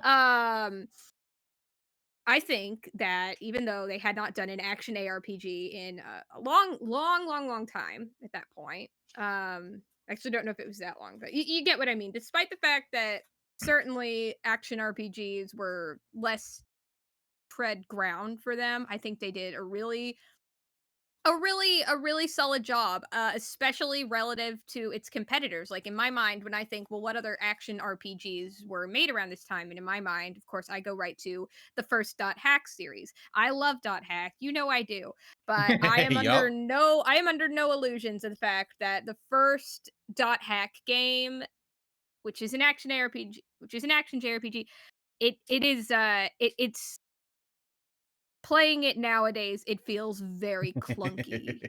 It feels so clunky, and I don't get that so much in Kingdom Hearts 1, so I think not only was it really good relative to what else was out at the time, but I think it's also aged like I could play Kingdom Hearts 1 right now and for the most part feel fine. Really, in my mind, the only thing that really sticks out at me as a complaint I have for the gameplay, and I'm not even sure if this counts for the gameplay, but it's still something I feel like I need to bring up, is that the camera. Ugh. The camera is your worst enemy at many points. At many points in the game. Um Yeah, the camera does have a the few camera, problems. you know how earlier we were trying to figure out who was the villain of the game? Was it bitch ass Riku, Maleficent, or Xehanort? It turns out they were all wrong. The actual villain is the camera. Also, I like Actually, what Greg said just now. I love analyzing everything in a historical context. I feel like games more so than a lot of media are a product of its time. I absolutely 110% agree with that. Because well, there's a lot of reasons why I agree with that, but the most prominent being, especially as we're looking back at a game that came out like a little over 20 years ago, it won't do us any good to compare Kingdom Hearts 1, like, to hold it to the same standard we hold Kingdom Hearts like 3, yeah. for example, because Kingdom Hearts 3, purely by virtue of when it came out, just had a lot more available to it. Uh, you Exactly. know, uh and I think, part of what made Kingdom Hearts 1 so much like part of what made it such a big splash at the time it came out, certainly there was the fact that there were Disney characters in it and Final Fantasy characters in it, but I also think a lot of it was that relative to everything else that was out at the time, it was a technical marvel on so many levels. You know? You didn't even have to be a big JRPG player to look at Kingdom Hearts and be like, "Holy shit," you This know? game look good.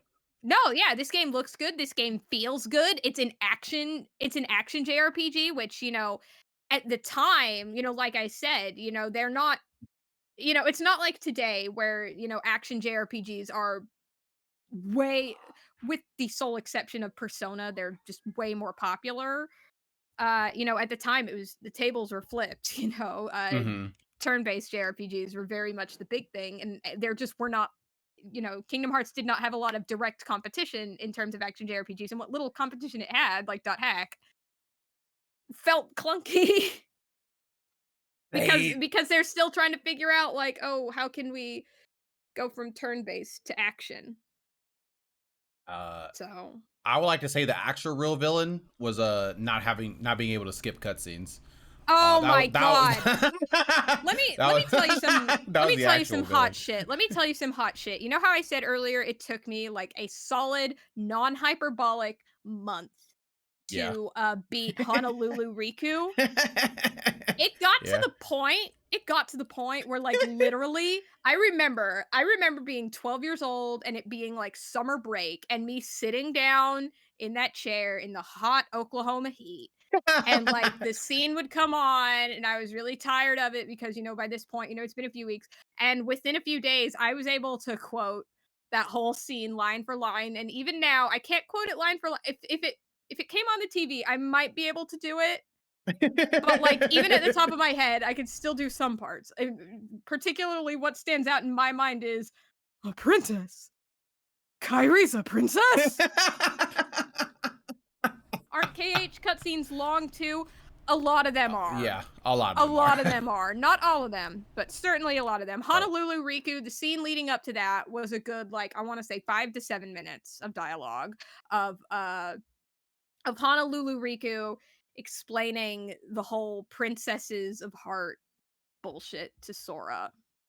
And it was very frustrating that I could not fucking skip it. To this day, I'm still salty. To this day, I'm still salty. So we agree. The villain is you not being able to skip cutscenes, and their sidekick is the camera. Yes. Yep. Yeah. 100%. Yes. Yeah. So if I had to say something about like the gameplay, just like in terms of like a score, I feel like it's just so solid. Let's see, what is that? Very It's 20 solid. points each? I think a see, yeah, these are 20. Yeah. I think we are looking, I'm not thinking a perfect score, but I'm thinking very close to it. I'm thinking somewhere between 17 to 19. Yeah. I was thinking somewhere around there. We can go ahead and put an 18 on it and call it a day. Yeah, 18 sounds appropriate. Yeah. There's definitely room for improvement, but it was very good, especially for the time. 100%. Ooh, now it's time for my favorite part, the story. So in Kingdom Hearts 1, the story basically goes, there are 3 kids on an island. They want to leave the island. Sora's having weird dreams. He can't figure out why he's having the weird dreams. He's having these weird thoughts lately. The thoughts that are like a scattered dream or a far off memory. I can't remember what's the line. Like, is any of this for real? Or not? Or not. I love it. I love it so much. Yeah. Did we mention that you can't skip cutscenes? Did that come up maybe? So Sora, Kairi, and Riku, they wanna build a raft to get off their island. This raft is 1,000,000,000% the most shoddily made raft, and Riku should be smart enough to know that there's no way it would work. All right, Kairi and Sora, they have like -2 IQ, so they probably honestly thought it was gonna work. For Riku, he should know better. You know how Magnemite, you know how there's that thing in the Pokedex saying even though it's made out of 3 Magnemites, they still share the same brain cell? Yes. Sora and Kairi are very much the same way. They're built like a Magnemite. They are sharing that one brain cell. Built like a Magnemite. They should have known better. Yeah, so Sora and Riku, they obviously have a rivalry, they're friends. Then all of a sudden, big thing happens, decide to come to their world. Takes Riku, Kairi's heart was stolen beforehand. Or not really stolen. Her body was stolen, but her heart went into Sora. Yeah. The storm hit and she peaced out. Yeah, but her heart was still in Sora because she was like, her heart was with Sora, but her body was with Maleficent and crew. Yeah. So yeah, her heart found Sora, and Sora was like, "What's going on?" Riku thought someone named Maleficent was with her.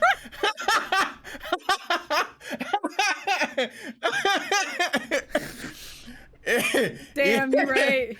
Yeah. Accurate, yeah. So basically, yeah, they all get shipped off to Traverse Town. Traverse Town is the world where everybody who does not have a home goes. Donald and Goofy meet up with Sora. Their king is gone. They need to find him. They know Sora has the Keyblade. Sora also has a Keyblade now because it just went to him, I guess. And it's Kingdom Hearts 1, so we don't know that. we don't know a lot. Yeah, we don't know anything else. We have no other foundation for anything. Yeah, Sora and Goofy find Donald and Goofy find Sora. They leave to go look for King Mickey. And also Sora's friends, because that's Sora's goal, right? He doesn't want to just leave his homies out. Although he does find Riku pretty quick. Yeah, he does. Riku finds him. He does. And then Riku's like, bye. And that's it. And then he just leaves. And then Riku says, sorry, Sora, but in this game, I'm a bitch. And then he disappears. Just like that. And Sora says, well, Riku can't be a bitch, so let's go. And so, yeah, Sora, Donald, and Goofy, they go through all the Disney worlds. This is the game. This is one thing. This is the game where the Disney worlds matter the most. Unfortunately, that's still not a lot. Yeah. The only reason why they matter the most because the villains actually all talk to each other, and they are cahoots with Maleficent, who is the main force, and Maleficent actually wants to stop Sora, so inherently the worlds make more sense because they're like, while they're there, they're trying to get stopped. It would be, yeah, it makes sense in that sense. Also, the Princesses of Light are there, and they need the what was the Prince of Light? What did they mean in the context of the story? They needed to open something.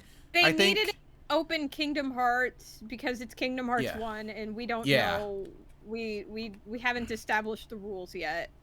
Yeah. So yeah. And so they're all kidnapped. Well, not all of them. Most of them are kidnapped off screen. Yeah. And then of course it's revealed that Kairi is the 7th one. Exactly.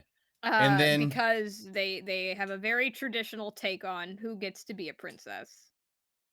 And so Which then is to say the Disney princesses who are. I'm sorry. No. You're good.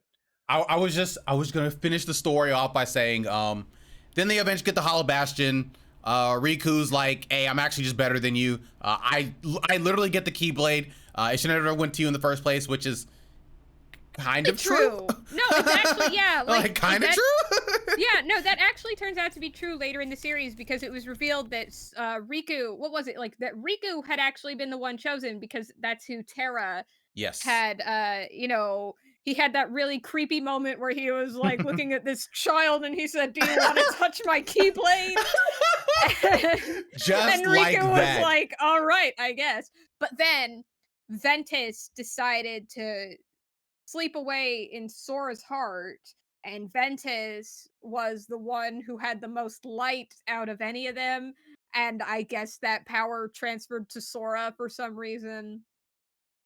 Which Ventus was like a chosen one, so when his heart rested with Sora's, it made Sora a chosen one, and I guess that that and the fact that Terra decided to go goth, I guess it superseded Riku's chosen oneness. If it sounds like I am only half sure of this, it's because I am. Yo, what's good, Cuts? We're grading these games based on certain categories. Right now we're in story, and we are talking about that right now. We're trying to make sense of it. We're trying to we're trying to make sure we have all of our ducks in a row. Technically, Sora having a Keyblade in Kingdom Hearts 1 still does make sense, because he already has 2 hearts of Keyblade wielders in there. So technically, it's fine that he has one, but maybe not that one specifically. The fact that we have to say things like technically and as of this game, I feel like these are like a microcosm of the much bigger problems that plague Kingdom Hearts, which is that, it's very difficult to talk about any given entry in a vacuum. Yes. But at the time, and that's the problem with talking about the story of Kingdom Hearts 1, because at the time of release, it was in a vacuum. And this was, Sora didn't deserve it because he was not the chosen wielder. It was Riku. Whoa. Yeah. So but it's then like Sora's heart was so stronger. it's like yeah, but it's like, so talking about the story of Kingdom Hearts 1, I feel like more than any other game, you have to talk about like its story in a vacuum by itself, because at the time it came out, that's what it was. But also in hindsight, because now we have this really Kingdom Hearts verse, we have this convoluted fucking massive multimedia, actually it's not that multimedia, but you get the point. There's 2 ways to score the story of Kingdom Hearts, and that makes it really weird because Kingdom Hearts 1 is the only one, well, maybe not the only one where you can do this, but certainly the one where it is the most relevant. Exactly. And so Riku and them, they meet up in Hollow Bastion. Riku takes the Keyblade. Sora finds Beast, and they're looking for Belle. Carries you. Yeah, literally carries, literally hard carries you throughout Hollow Bastion up until you get your Keyblade back. Yeah, and then you eventually see Riku again. Riku tries to kill you because he's a horrible person, a horrible friend. Your homie save you. Riku goes somewhere else. Then you actually find out the story of what's going on. Ansem has been the actual person pulling the strings. He's trying to find Kingdom Hearts. He's like Ansem or Xehanort? I thought it was Xehanort. No, it's Ansem. Xehanort's Kingdom Hearts 2. God damn it. Yeah. So Ansem's like, yes, Kingdom Hearts is darkness, and Sora's like, no, Kingdom Hearts is light, and then light comes out from Kingdom Hearts. Ansem dies, and then Kingdom Hearts turns into darkness again. And then Mickey closed the door from one side and Sora used his Keyblade to close it from the other. And it seals off Kingdom Hearts. And oh yeah, also Riku got stuck in the door of darkness. Oops. Yeah, and that's pretty much the super fast Cliff Notes version of Kingdom Hearts 1. And so then at the end, Sora, Donald, and Goofy are trying. Oh, also Kairi and Sora get separated because of the end cutscene. And the slow version of Simple and Clean plays. And for a 12-year-old, it's very heartbreaking. For a 12-year-old, it's like that's high drama. It was high drama. Did somebody mention the door to darkness? Yes, we did. Yeah. All in all, if we're looking at Kingdom Hearts 1 in a vacuum, it's fine. It is a fine story. It's a story, a coming to age story. Is that what this is? It's a solid. Yeah. I guess it's not a coming of age story, but it's like in a vacuum, it's a very solid story with a beginning, a middle, and an end. And the end is very emotional, but it also sets the stage for a sequel, which, I don't know, how, I don't think, correct me if I'm wrong, I don't think, if I recall correctly, Nomura and crew thought Kingdom Hearts would pop off quite as hard as it did. Like, obviously, Chain of Memories came out pretty quick, but, I don't think they were anticipating at the time just how big it would get. There's no shot they were. This just sounds ridiculous. But but they set the stage. They set the stage for a sequel while giving us a very emotional ending. It had a beginning, a middle, and an end. I think it was pretty solid. Oh, Kennedy, you know something we forgot to talk about real quick? Shoot. We forgot to talk about the gummy ships for gameplay. I hate the gummy ship.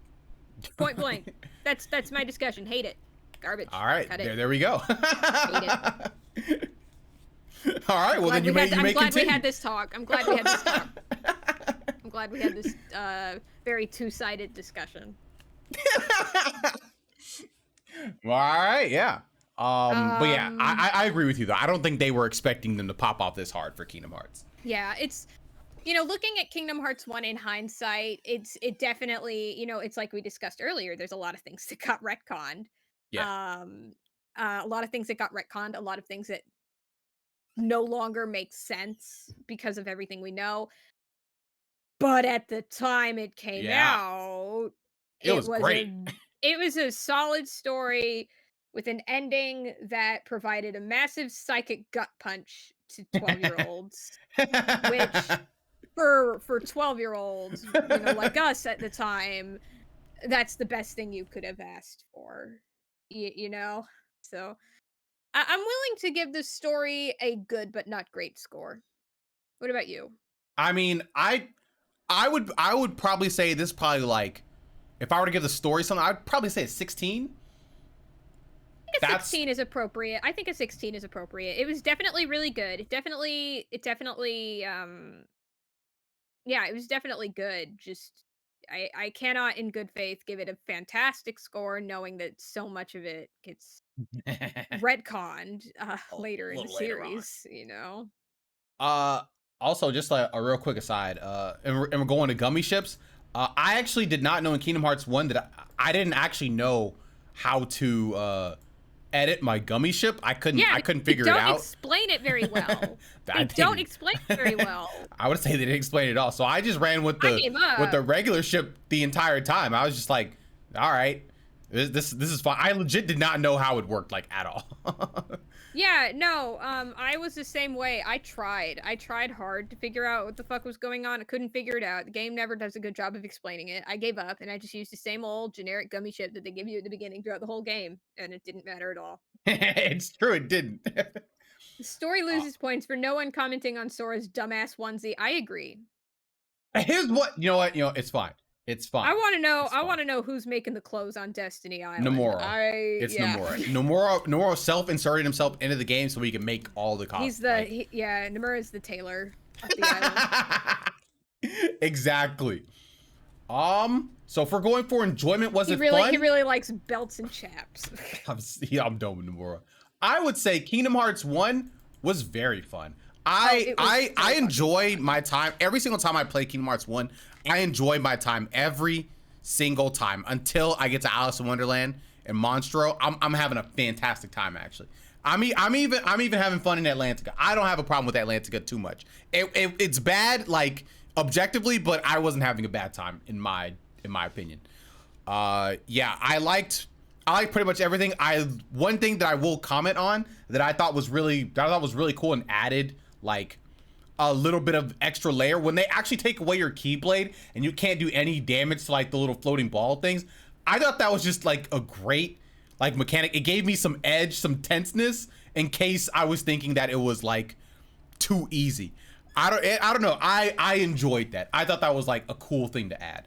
I enjoyed seeing all of the Disney worlds together, and I liked the way that they pieced everything together. It enhanced how I kind of see Disney properties now, because a lot of the times when I think about Disney properties, I think about them in terms of Kingdom Hearts. that's how I think about a lot of them, to be honest. So that's got to mean something, honestly. Yeah, Kingdom Hearts 1 is a fantastic and fun game. The combat is great, and I honestly don't have too many bad things to say about it, in all honesty. So it gets a very high score from me. Yeah, no, I agree completely. Kingdom Hearts 1 is my most replayed game in the series, and that is partially because of nostalgia and just the fact that it came out sooner, sure. But also it's really fucking fun. It is. It's so just much fun. really fucking fun.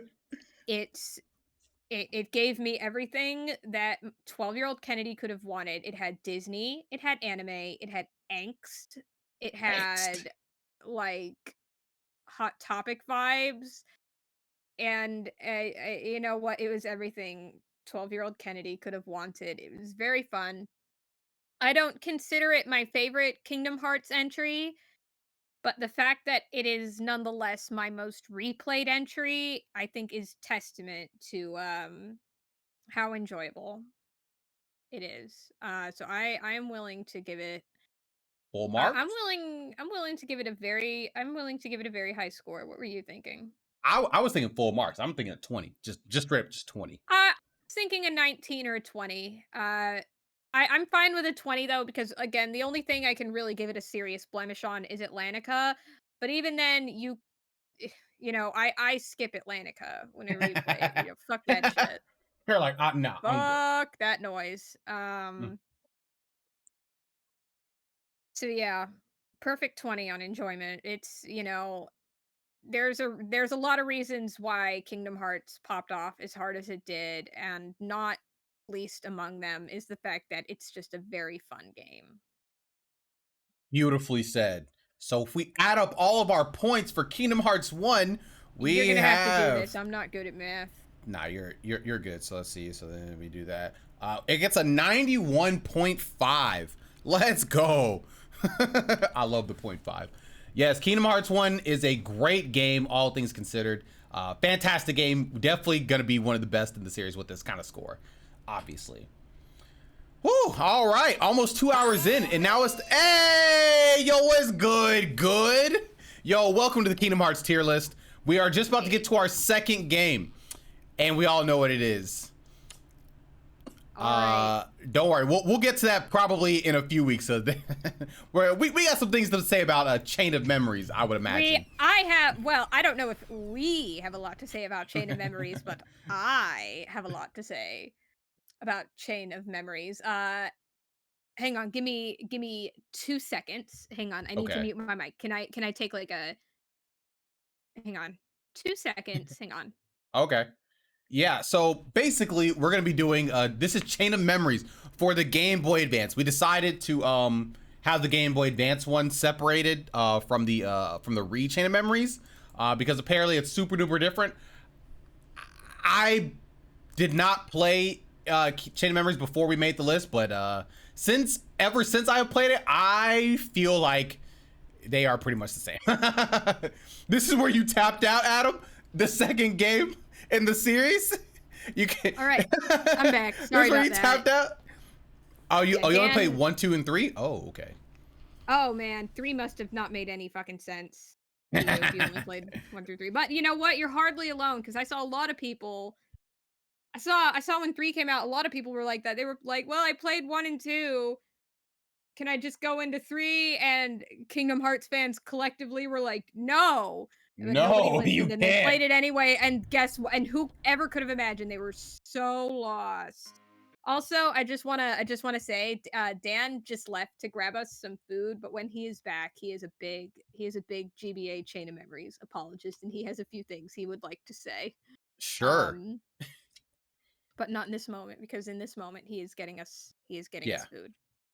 I got a All right. Caesar wrap. Well Anyway, then, well then, let's go ahead and start off with the low category. yeah, Uh so before we get into any of this, I want to make it clear in case it is not already clear. We are talking specifically about the oh yeah, I already let GBA him know. version. Oh, cool. Yeah, yeah, I let Then him I know. don't need to say it. Yeah. So yeah, this is the GBA version, and how much did it progress the actual story? So this is when Nomura said, "Okay, let me see if I can actually do something with this." So he started putting little sprinkles in the story. So Kingdom Hearts Chain of Memories is very intertwined with Kingdom Hearts 1 because everywhere you everywhere you go is like it's from Kingdom Hearts 1, except they have a whole new battle style mechanic, which we will talk about a little bit later. But if we're talking about like, how much it progresses the story, it it does, but honestly, not in the most immediate I way. I Like, do not. I cannot in good faith give it a high score for how much it progresses the actual story almost oh my god, entirely. Kennedy. Kennedy, Hmm? wait, no, wait, hold on a second. We can't talk about Chain of Memories. We forgot our modifier. Oh, you're We forgot right. about our modifier. Oh, we did. No, you're absolutely right. Okay, all right. So in case you guys forgot, we have a We have a modifier. modifier. We have a modifier. Kingdom Hearts 1 in a vacuum is not convoluted, and it only becomes Yeah. convoluted when you have to take the retcons into account. But because we do kind of have to do that in hindsight, I think I I think deducting 1.5 points is fair. I honestly I don't know if we should take away points from Kingdom Hearts because like if you look at Kingdom Hearts 1, like even if you look at like what they retconned, like if you were to take the retcon things and put it into Kingdom Hearts 1, it's still not convoluted at all. It only gets convoluted when you start taking into account the other games that build upon it. But if you look at everything that they say in Kingdom Hearts 1, you're like, okay, yeah, all that makes sense in like the Yeah, context no, I, of I the fully game. agree with that. In a vacuum, it's not convoluted. Yeah. But as the later games came out, it kind of becomes convoluted solely because so much of it is retconned. I don't think we can't not deduct points for that. It's I'm gonna say at minimum we should deduct half a point. It is not free of sin, Christopher. It is not free of sin. hmm. It's not completely free of sin. I'm gonna say I think we should deduct at least half a point. Okay, give And I me am give not me budging on that. give me your argument for the convolutedness that makes Kingdom Hearts lose You half a want you point. want you want my you want my argument? I'll tell you my argument, Give me Christopher. your My argument. argument was like what was it? Like 20 or 30 minutes ago when I was thinking of a specific retcon they made in Kingdom Hearts 1. So I googled Kingdom Hearts retcon and I couldn't find the one I was looking for because I found massive lists of others. Christopher, that is my argument. That's not an argument. You didn't tell me anything. You just said you found retcons. I What do found a you lot. mean? I found What, a lot. What I'm saying is, in a vacuum, Kingdom Hearts 1 makes perfect sense. Like yeah. it's a solid beginning, middle, end. Sure. Okay. But when you go back and play Kingdom Hearts 1 Okay. with the context of the other series, there are a lot of things that were retconned, so it can make it a little confusing. I'm not saying it is very convoluted, certainly. Relative to other Kingdom Hearts games, it's pretty straightforward because most Kingdom Hearts games, even maybe not most, but a lot of Kingdom Hearts games, even in a vacuum, don't make sense. But Kingdom Hearts 1 at least has that. But because of all those retcons that can make it kind of weird and wonky, the fact that it even demonstrates that they're willing to do that, and it makes some of its logic feel faulty. I feel like that means it's not free of sin. It is not free of sin. I am going to give firmly me, argue. Give me an example of something that's convoluted because of the retcons in Kingdom Hearts 1. Like because they retcon it later, it makes Kingdom Hearts 1 convoluted. I'm not saying it is completely convoluted. No, it doesn't have to just at all. Because I'm saying it's not convoluted at all. Point blank. Period. What makes it even a little bit convoluted? The fact that we know there are so many retcons means that a lot of the logic that the game is built upon feels faulty. And that's what Caleb said, and that's the way Nomura would want it. But yeah, no, it's a lot to do with the trust level that we, the audience, have with Nomura. You know, the fact that in Kingdom Hearts 1, that trust is very visibly broken multiple times. Granted, it is never in a major capacity, which is why I don't think the game is convoluted, but there are facets to the logic that builds it up that feel a little confusing, which is why I think it is not free from sin, and half a point You I think know, is appropriate. Half a point. you know what? How about this? I like Greg's idea. What about point 2? You know what? I'll agree with that. Yes. You know what? This game is not free from sin, and like I said, it's like I said earlier, you know, Kingdom Hearts, more than most games, examining it in a vacuum and in context with the rest of the series can feel like two very different things. But the fact is, can't completely throw one to the wayside. It's like I can kind of see what you mean, but but you know what? It's you know, it's fine. I It's get fine. what you mean also, but you know what?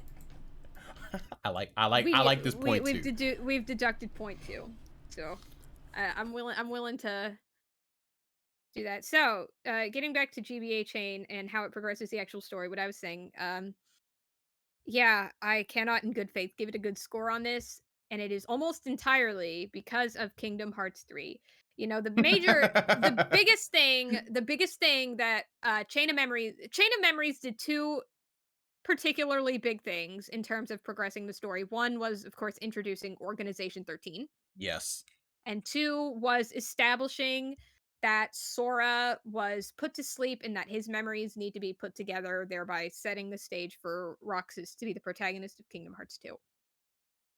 And in one of those points, the meeting of Organization 13, between Sora and Riku and Axel, I guess to a certain extent, like half of the organization just fucking dies right off the bat, right? Like, if not half of them, certainly a lot. A lot of them die right off the bat. Most notably, of course, being Marluxia and Larxene. I think it was like what, 4 or 5? I think Who 4 is or it? Let's 5 see. died. Marluxia, Larxene, Zexion, Lexius, I think. Yes. I think Lexius died. Yep. Lexius was one of them. Yeah, Lexius dies. I'm trying to them? think. Does anybody? It's possible that a few others die, but suffice to say, there are at least 3 to 4 major deaths. Yeah. And what happened? What happened in Kingdom Hearts 3? Who shows up and has magically forgotten that Sora has murdered them because they're like fucking. Oh! No, I remembered another Vexen. Vexen also dies. I thought you said Vexen because I believe it was Axel who deleted him. I said Zexion. Oh, you said Zexion. Okay. Oh, okay. Yeah. Too many rhyming names. Because Axel literally came in and said, "Oops, too late," and then he just deleted. Yeah, he deleted no, Vexen. Axel literally commits a murder. I said Zexion earlier because okay, Zexion, gotcha. that's Riku's final boss. Yes. Yeah. So yeah, we got Lexius, Zexion, Vexen, Larxene, Marluxia. If that's not half of the that's almost half of the organization, depending on that is half depending on whether or not you want to include Roxas or Xion. But in Kingdom Hearts 3, they're all back and they're either A, good guys now because they in being fucking deleted as nobodies, they're reborn as buddies. Oh, literally in the case of Zexion. But they're either like, hey, turns out killing our nobodies brought us back. Isn't that fucking sick? Who knew? Not us until literally just now, even though we died like 10 plus games ago. Sick. Or they are like Marluxia and Larxene, who are like, yeah, we're back, but we have magically forgotten everything that happened when you murdered us. And it makes it feel so pointless. It's like, why did I kill you if you won't stay dead? And if you're not gonna stay dead, you don't at least have the courtesy of remembering the time I yeeted you from existence. And it makes it's so frustrating. I cannot recreate the loud sigh and grumble that I sighed and grumbled when you run into I can't remember if you run into Larxene or Marluxia first in Kingdom Hearts 3, but whoever it was that appeared first, I think it was I think Marluxia. I think technically it's Marluxia because he's like the guy who's like trying to help you in the beginning, right? So, No. but you don't know it's him, right? No, fuck yes, you know it's Marluxia. Who the fuck else in Kingdom Hearts has pink hair and No. carries roses He's the around? hooded guy. Wait, is Marluxia not the hooded guy? Was he not? Am I remembering There's a that lot of incorrectly? hooded guys. Okay, Chris. no. The guy who's like helping you actually learn how to like move in the castle. Like when you first see that character, they're hooded. Like they don't take off their hood. I thought that was Marluxia. I do not think that's Marluxia, but I could be wrong about that. Maybe is Larxene's maybe name one of the Arlene? Kingdom Hearts. Probably. In Maybe any one of case, yeah. in any case, the point is the first time I saw either Larxene or Marluxia, whoever appeared on screen first, the sigh I sighed and the grumble I grumbled. It makes like half Lurium. of Chain of Memories feel so pointless. Hang on, I'll Google what Marluxia's name was. It's Lurium from because Oh, he was in okay. Unchained Key or whatever. Okay.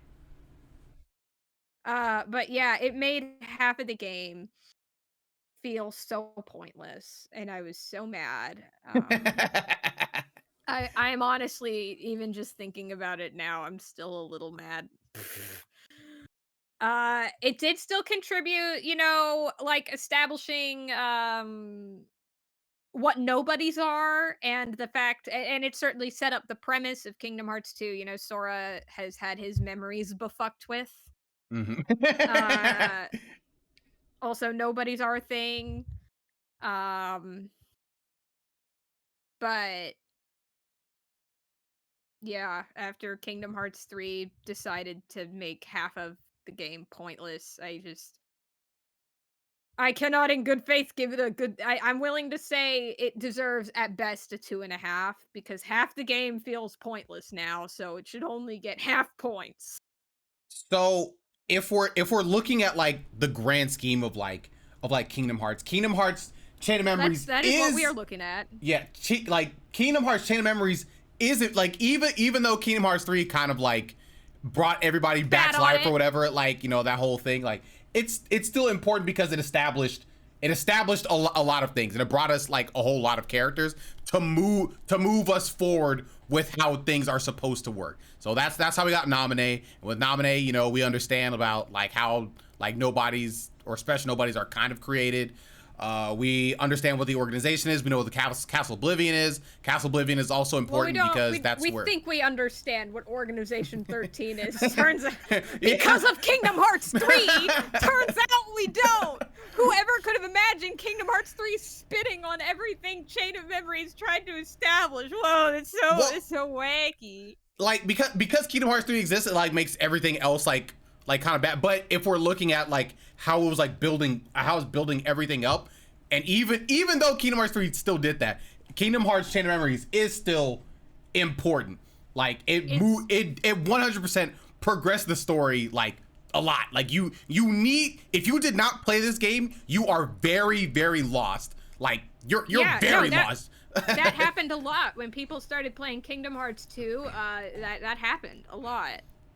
Yes, a lot of people were like, "Who the fuck is this? Who the fuck are half of these people?" That was me. Oh, wow. Because I didn't play Chain of Memories. But yeah, so I would say if we're gonna be fair, about how important it is. I feel like it has to be like 3.5 or a 4 because it's so important. How about we split it down the middle and say 3? Sure. Because Kingdom Hearts not 3 does important, Kingdom Hearts 3 does take a little bit away from it. It takes a lot. It takes a lot from it. It takes like half of it. Like literally, it makes it so that the only real relevance that Chain has is setting the stage for Kingdom Hearts 2 and introducing Organization 13. But even then, Organization 13, you could also argue, is still kind of introduced in Kingdom Hearts 2. So, nah. They are, yeah. Yeah, They absolutely are. It's like the other half of the organization. Yeah. The other half of the organization featuring Axel. So yeah. If we're giving the score, I feel like a 3 is like I would probably give it higher if I was just like doing this by myself, but this is fine. Make it lower if it was by myself, so we're even. So we're even. The art, I love the way the GBA Birth by Sleep look. I love like the 16-bit look.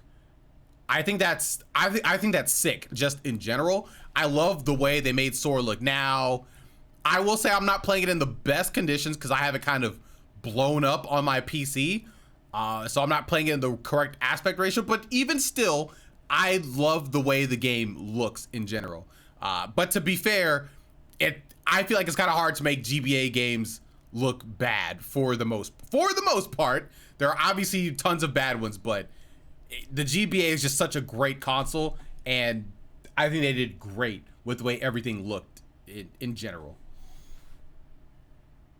Relative to other GBA games that were coming out at the time, I definitely feel like the screen was very crowded.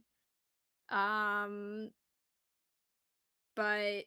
other than that, it's really hard to complain. I will say that Chain of Memories / Reverse Rebirth, like that picture of like Sora on one side with the cards in his hand and Riku on the other with the Until Dawn in his hand, like that whole thing is probably my favorite like cover image for a Kingdom Hearts game.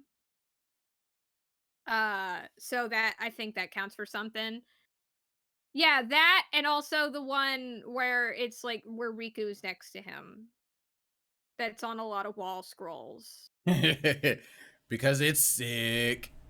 Because they're two bros chilling in a hot tub 5 feet apart because they're not gay. Of course. Like, yeah, of course. Yeah. I think that's just the direct quote they're from the very game. deeply heterosexual, obviously. Obviously. Yeah.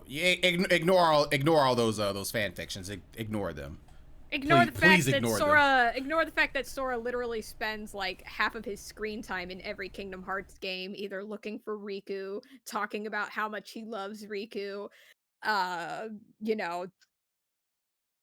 talking about how much he loves and cherishes his Riku. Normal bro things. Oh yeah. Two bros chilling in a hot tub 5 feet apart because they're not gay.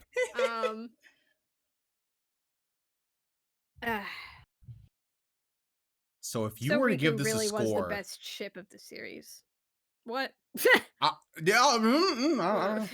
So if you were to give this a score for the art style of the game and just its overall look for the GBA version, what are you thinking?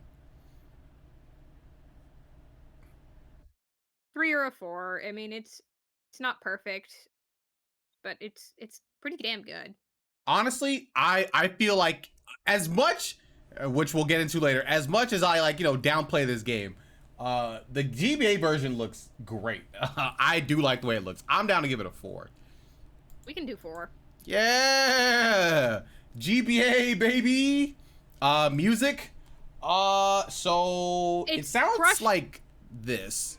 It's like I think like we have like the Organization 13 theme kinda, but they're crunchy because it's on the GBA, so you don't get that full Yoko Shimamura experience.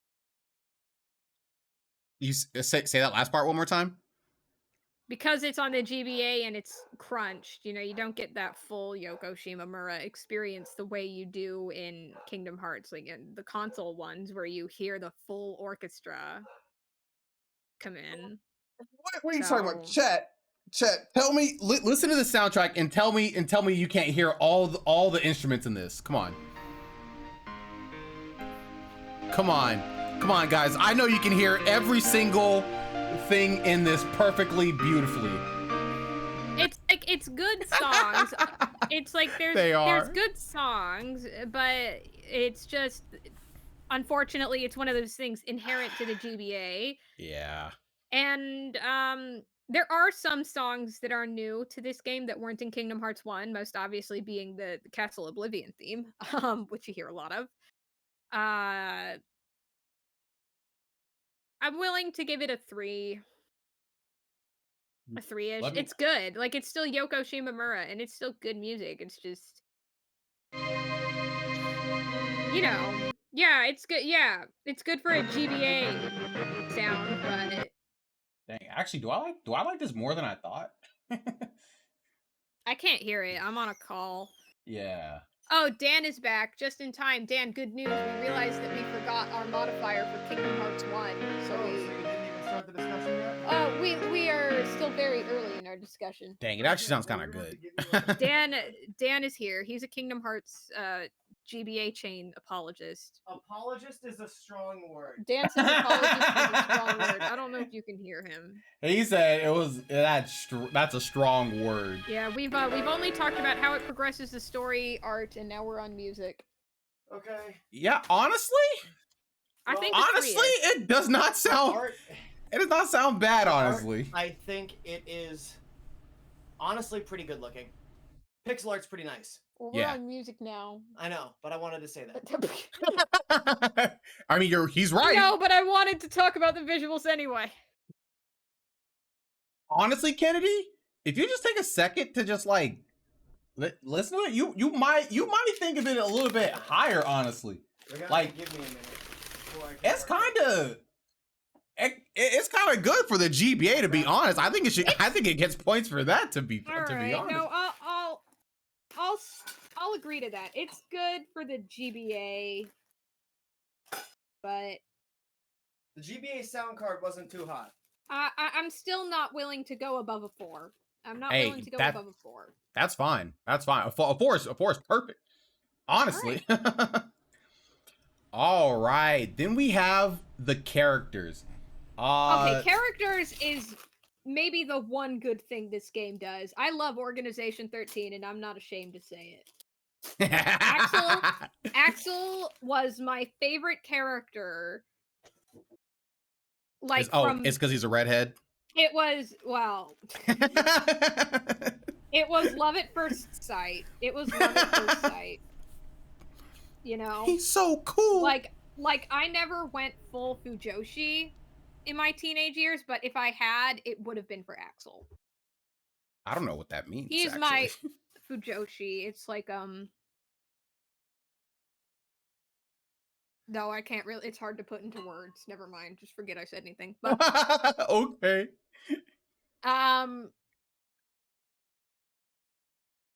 No, I love Axel. I think he's the best character in the series. Ooh. And I think Organization 13, a lot of the members also stand out as some of the best characters in the series. I love Larxene. She's a queen. I love Zection. Fuck Larxene. No, Larxene is great. Fuck Larxene. True. I love her. Shock me, mommy. No, don't. I love her. I love her and her antenna. How dare you? Her antenna. She looks like a roach. Well, what else? What else do you call them? But I think I honestly even think that Marluxia is solid.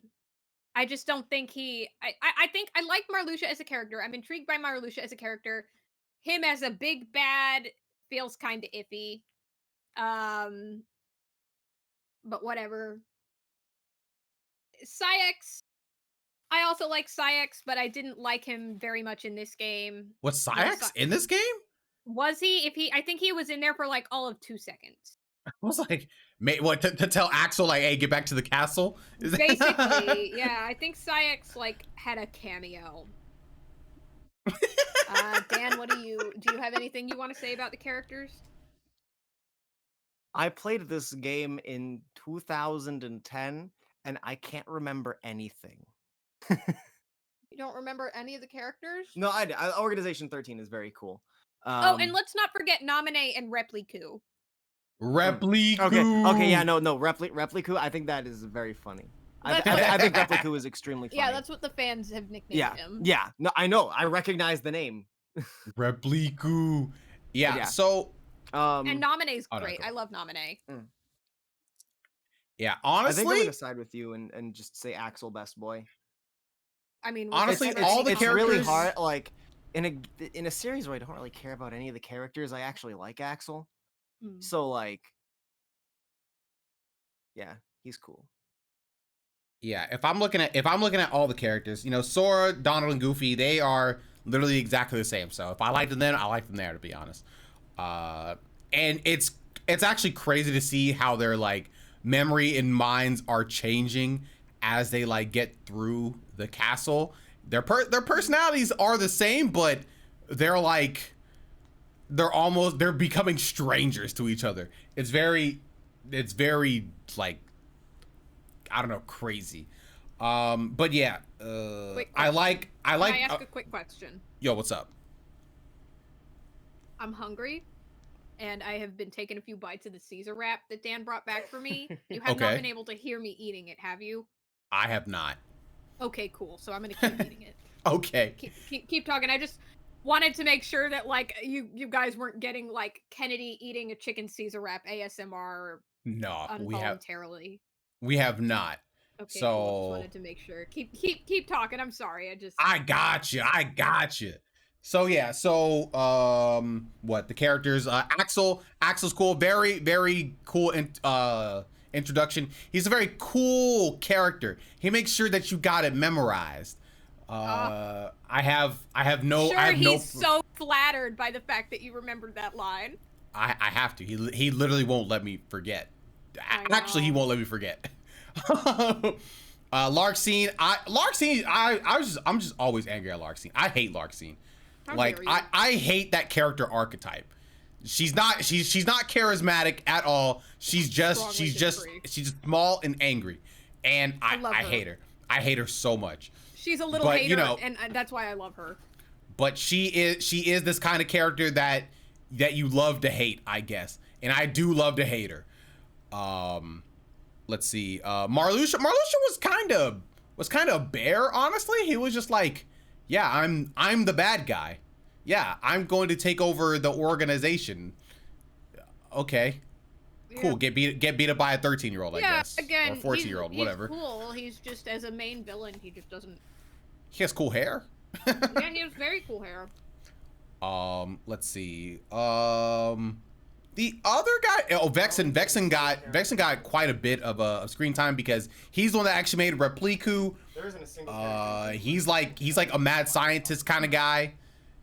He's very eccentric, I guess. Vexen is a character that I think qualifies as love to hate because he's, you know I said Riku was a little bitch in the first game, but no, Vexen's a little bitch.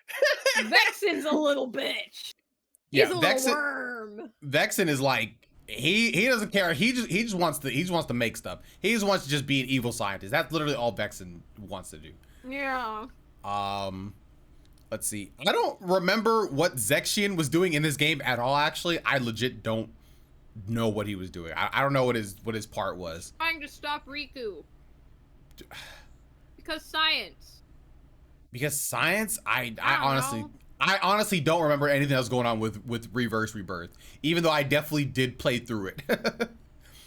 Let's see. Repliku, he was a very interesting character because he's the character that Sora remembers, but at the same time, Sora knows that something is off, but he doesn't know how to reconcile that. And Repliku 100% believes that he is Riku. So he's having serious identity issues because his identity is Riku. So there's like a whole bunch of like moral quandary now. You're just like, am I Riku? Am I not? Am I truly who I am? Yeah, it's very, very, very, very messy. But I like what he brings to the table, honestly. And he becomes important in about 20 years. Repliku has one of, like, maybe even my favorite quote in the whole game. It's that screenshot where he's talking to Riku, and I forget who it is, but one of them says, like, "You're not me, I'm me." And Repliku says, "I'm me," he says. Why does it sound like something that would be said in Sonic Adventure 2? Why does it sound like a Sonic Adventure 2 quote? That sound I don't know why. And it's so funny. It's so funny. But yeah, Repliku is cool, and I like that they didn't completely forget about him. they definitely could have, but they chose not to, which is fun. So yes, there was a very colorful cast of characters, and everybody. Oh yeah, Nominate was all right. I mean, she was just following the orders. She was like, she's all right. She wants to be nice, but she's forced to do something that she doesn't want to do. Yeah. All right. Very colorful cast of characters. Everybody has their own motives and things that they want to do. So, yeah, I think everybody here did super solid. If I had a standout, obviously Axel is a standout. Axel is a superstar. Let's be real. He's probably the only unless you want to count Vexen, because he's very animated. He's very part of the story. You could count him too, and I wouldn't be mad at you. Sora wasn't very much a standout, honestly. He was like a little piece of a very quickly expanding story. Yeah, well, part of it is that, he didn't have his memories for a lot of the games, so it was like, what the fuck was he supposed to do? Die, I guess. Yeah, well, I'm willing to give characters a very high score. Ooh, very high score. What were you thinking?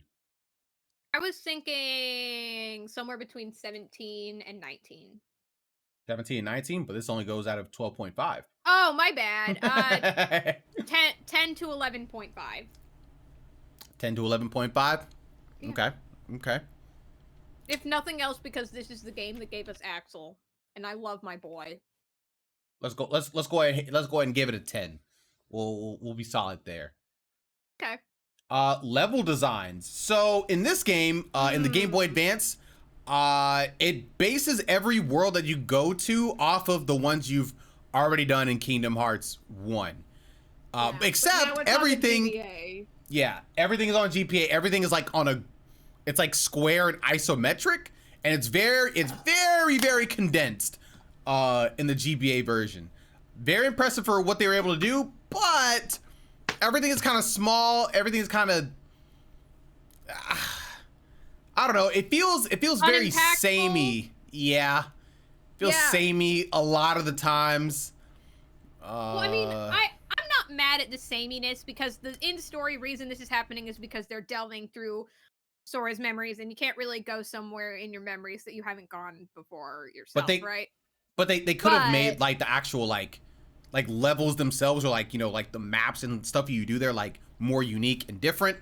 No, I think they did the best with. Get what you mean? Yeah, it didn't hit me quite right most of the time. Sometimes I felt like I was like, I was running this room. There was nothing that really caught my eye all too much from playing through this from what I did.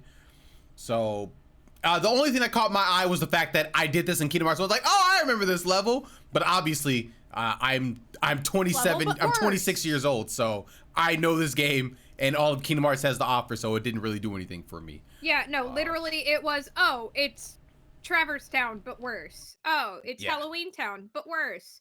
And then Castle Oblivion, which is the only like completely new place you're in.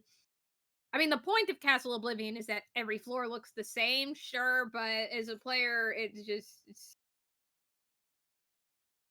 yeah. I guess there are some people who like the minimalist, style in it, but not me. I was not the biggest fan, honestly. Yeah, I was. It was pretty forgettable. It was pretty forgettable. Like when I think so. I do think it is a bit better in the remake, which we'll talk about when we get to that game. But when I was playing this one, because on the GBA and everything was so cramped and so small, I think that did inherently make it feel worse, but that's because it was worse. So Yeah. if I was giving this like the level design like a score, it'd probably be pretty mid to low. If we're going at a 12 No, I agree with that. I feel like it should be somewhere between a 5 and a 7. I was gonna say a 4. No, honestly, I wouldn't be mad at a 4. I wouldn't be mad at a 4. Let's go 4. Oh, let's go easy 4. Yeah, it's just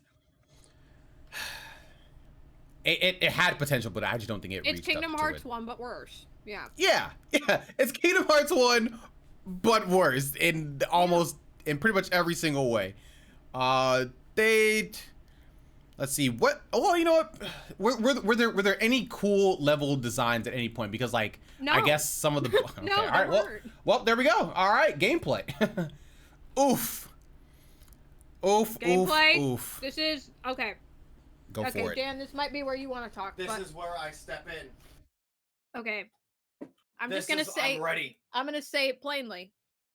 No Kingdom Hearts game, except maybe Rechain of Memories, has worse gameplay than Chain of Memories. This deck thing is bullshit, and I hate it.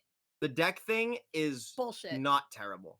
It's terrible. The deck thing. I do want to say the reason why I said earlier that apologist is a strong word is that implies that I think this game is good. And I don't think this game is good.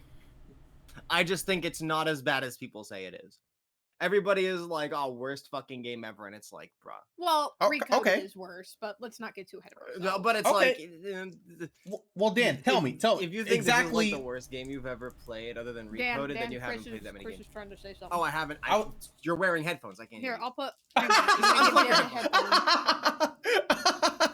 That's a good point. I was gonna say. So, what makes Chain of Memories combat not so bad to you? What makes it not as bad as people make it out to be? Because from my point, it's that bad. It is. It is. Christopher. Yeah. So what makes it not so bad? Okay, so to me, it's like, so this is as somebody who has played a lot of the GBA library, and as somebody who has played a lot of games very similar to Chain of Memories in terms of just general setup. Like, for example, I played like Summon Night, Swordcraft Story, and a bunch of like games that follow the same general like combat formatting of specifically the GBA, Kingdom Hearts, Chain of Memories. And when you look at it from the perspective of games trying to like hit that same feeling, Chain of Memories does pretty average in comparison to things like Summon Night and that kind of stuff. You know, the deck building system is kind of whack, but it's not like anything heinous, I think. Like, again, I've played a lot of deck builders. I've played a lot of deck builders. Okay. And it's just it seems like as somebody who has played a lot of games that again try to hit those notes, Chain of Memories doesn't do anything terrible. I've seen it done worse in a bunch of different aspects by a bunch of other games. So I don't think it's that bad because of that reasoning. So I when disagree. I still think it's garbage. So when I get to Chain of Memories, my first thought is this a Kingdom Hearts game? And one of the ways I used to define that is the combat and the gameplay like itself. And it's such a far departure of what I would have expected because of the card system, right? Like you're still like attacking with A, so you can kind of mash, but there's a lot more strategy, I guess, that's in the game that can turn into BS. So for example, let's say I'm about to use a slate. Oh yeah, I got triple nines, baby. Let's go. They hit me with a 0. Oh, okay. So it just doesn't mean anything. And like that feels bad. It also feels like it was kind of out of my control. So there's like because you can't like, you have no way of like knowing like your opponent's deck or whatever. Regular opponents, not the boss. 'Cause I believe you can see the boss's deck later on. I think you can. Yeah. Or maybe that's Rechain of Memories. I can't remember. I don't remember. But yeah, it doesn't feel good because it feels like there are things that are like out of your control. Like you're just like, man, I'm about to destroy this guy. Oh, he did that. Oh wow, that's pretty sick. Oh, and because I used the slate, I lost a card, and he just used the 0 to get rid of it. So you just feel bad. It feels bad to play the game. You lose items based on something that wasn't under your control, and you can't gain it back through the through that same combat.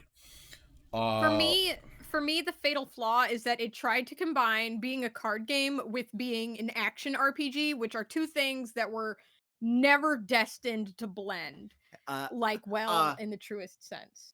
Counterpoint to not that for Chain of Memories, but to those two things being never destined to blend.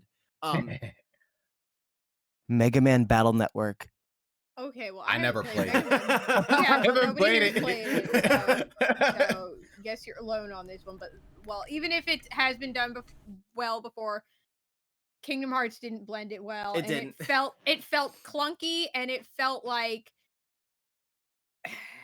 I will say I hated it. It's garbage. From the perspective of viewing it as a good Kingdom Hearts game, I can definitely see that. But I think from the perspective of it being in a vacuum, it's not terrible. I disagree. I think it's garbage. So if you are looking at it in a vacuum, I think it could be good, and I do think it's better on the PS2 simply because there are just more buttons and there's just more screen. I feel like it's better on the PS2 version, but on the GBA version, I feel like it's just worse. No, I would agree with that 100%. See, I found the PS2 version like extremely like floaty and gross to move around in, and the GBA version felt a lot tighter to me. So the problem with the GBA version is that it's on the GBA, right? So everything is 2D, and so it's just harder to hit people and things just in general because you're just like I can see. I know exactly what you're talking about. It's the beat 'em up problem. How like because you have that like Z axis, if you're like off by a pixel, everything whiffs, right? Yes. Yep. Yeah, I know exactly what you're talking about. I have a really hard time pegging that on just Chain of Memories because that's every beat 'em up ever made ever. Yeah, that is true. Unfortunately, Kingdom Hearts suffers from this. Also, they have like a fake lock-on thing that doesn't it doesn't feel like it actually locks on or works. Okay, the lock-on is just dog shit. I don't have anything for that. Yeah, you can't fight Marluxia and tell me that thing works. It doesn't work. It doesn't work. On the PS2 version, like it obviously works because it's like it's on the PS2. You have more buttons. Like works on the PS2. It works though. On the GBA, all you get is like a little blue icon. I was like, bro, this literally isn't doing anything. It's like, so small and the screen is so crowded. It may as well not be there. And also, locking on to something on a 2D plane just doesn't fucking matter. It doesn't. It's stupid. Now, I will say, if it did work, I think it would look very cool because I love 2D sprites. Like I love like 16-bit and all this good stuff that the game was going for. And honestly, like fighting, I never felt like it was too cramped or anything like that. So I can see the potential there, but unfortunately, we still have the card battling system, and I don't think the card battling system was good because I feel like there are things like that were out of my control. And also it's a pain in the ass to work with. It just sucks. It feels like shit. It plays like shit. It's shit. Yeah, it did not feel. Also, you needed to actually find like cards in the world in order to open the doors because you need like specific combinations of cards sometimes, and it's just like this is so annoying. Seriously. So if you don't have a card, you actually have to go and do random encounters to get that, and I was like, I don't like this. Like I'm just not a fan. You actually have to find a save card in order to get a save point, if I remember correctly. Yeah. Otherwise, you don't get a save room. And I'm just like, why is this a mechanic in this game? This is so stupid. It's very stupid. It's profoundly stupid. I remember when I found that out while playing the game in like 2010, and I had a fucking aneurysm. It's dumb. Like why what is this? Like, well, you know, it's okay, whatever. I think in hindsight, I think it's really funny though. I think no, it's annoying. I think this is grounds for our first 0. No. It is not a 0. Absolutely It is a not a 0. 0. It is No. absolutely not a 0. No. Well, I am not. As much as I hate this game, because I hate this game. When I was playing it, all I could complain about was, man, I hate the fact that I have to play this game so I can make sure to get the full Kingdom Hearts experience. And like, I can't wait for it to be over. I still can't say this is a 0. Okay, well, I'm not giving it anything higher than a 5. Okay, a What is this, 5 out of I 10? think is like, It's out of 20. It's out of okay, I was about to say. I would say a 5 would probably be the best that I could give it. Sounds like we're at 5. Sure. I'd err more towards a 7, personally. Yeah, well, you can. But shut I the know I'm fuck already up. outvoted, so I'm not gonna even bother. I hate playing this game. It feels so It bad to it feels me. gross. It does. It feels so It's bad. garbage. But I Garbage. can see the potential. I can see what they were going for. I just think there are a few things that they needed to tweak. So like if the cards were like a secondary thing, so like for example, like I can still button mash and like attack enemies, but obviously it's not going to be as strong as if I were using like the card system to utilize everything. That might make it feel better. It makes me feel like I have a choice. And you know, if I have a boss like really low health, I don't get hit by a 0 and then they just attack me because this game is stupid and I hate it. I'm done. Okay, I'm done. I'm sorry. Yeah, there was a few things that they could have changed. I think would have been. Yo, this game got you better. feeling some sort of way, Chris. It always has. And you know what? It wasn't always like this because I was actually really excited to play this game for the first time. Like I really was. And then I played it and I did not have a good time. Yeah, it's garbage. I was so sad. It is, in my opinion, it is the second worst game in Kingdom Hearts in its entirety. I've only played 1, 2, and Chain of Memories, so in my opinion, it is the worst. Honestly, I wouldn't be mad at calling it the worst because certainly this is the one that feels the worst to play. And in fact, in my eyes, its only redeeming quality is our next thing on here, the story. That is its only redeeming quality, but I will say up until Kingdom Hearts 3 came along, it was a hell of a redeeming quality, but for me, a lot of it feels tarnished now because Kingdom Hearts 3 spat on half of the story and was like, you don't matter anymore. And now it feels weird in hindsight. And I feel like if I were to go back and play it or watch the cutscenes or whatever else, I feel like it'd be like, God. I don't even. But in the moment before Kingdom Hearts 3, I thought the story, in a vacuum, the story is very good, which is in no short part thanks to having such a great cast of new characters. And it certainly sets the stage for Kingdom Hearts 2 and, well, sets the stage for Kingdom Hearts 3 to spit all over it, but... Yeah, so yeah.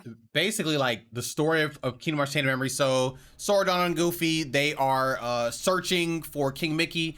They somehow know to go to Castle Oblivion. They met one of the masked people, or the hooded people, and they're like, oh yeah, I just know to go this way. So they go there, they're like, oh, this castle's weird. Things are weird. All of a sudden, as they go up, they start realizing, like, stuff feels kind of weird, but we have to save my friend.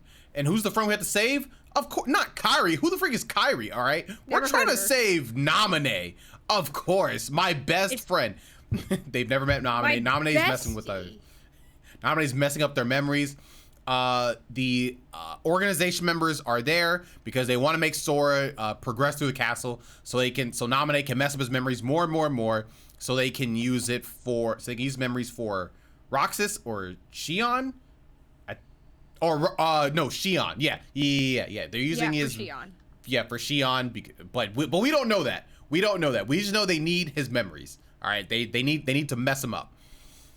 And so as they go further in the castle, Sora has to fight all the homies, or not all the homies, all the organization members. Sizable amount of the homies. a sizable number of the homies, to be sure. A lot, literally a lot of them. He literally has no idea what's going on at all. He's going through, and then when he finally gets to the end, he's like, oh, you've been messing up my memories? Well, I'll never forget you. Put me back together. We got this. In the next I'll game, he never completely forget does you not. immediately forgets them.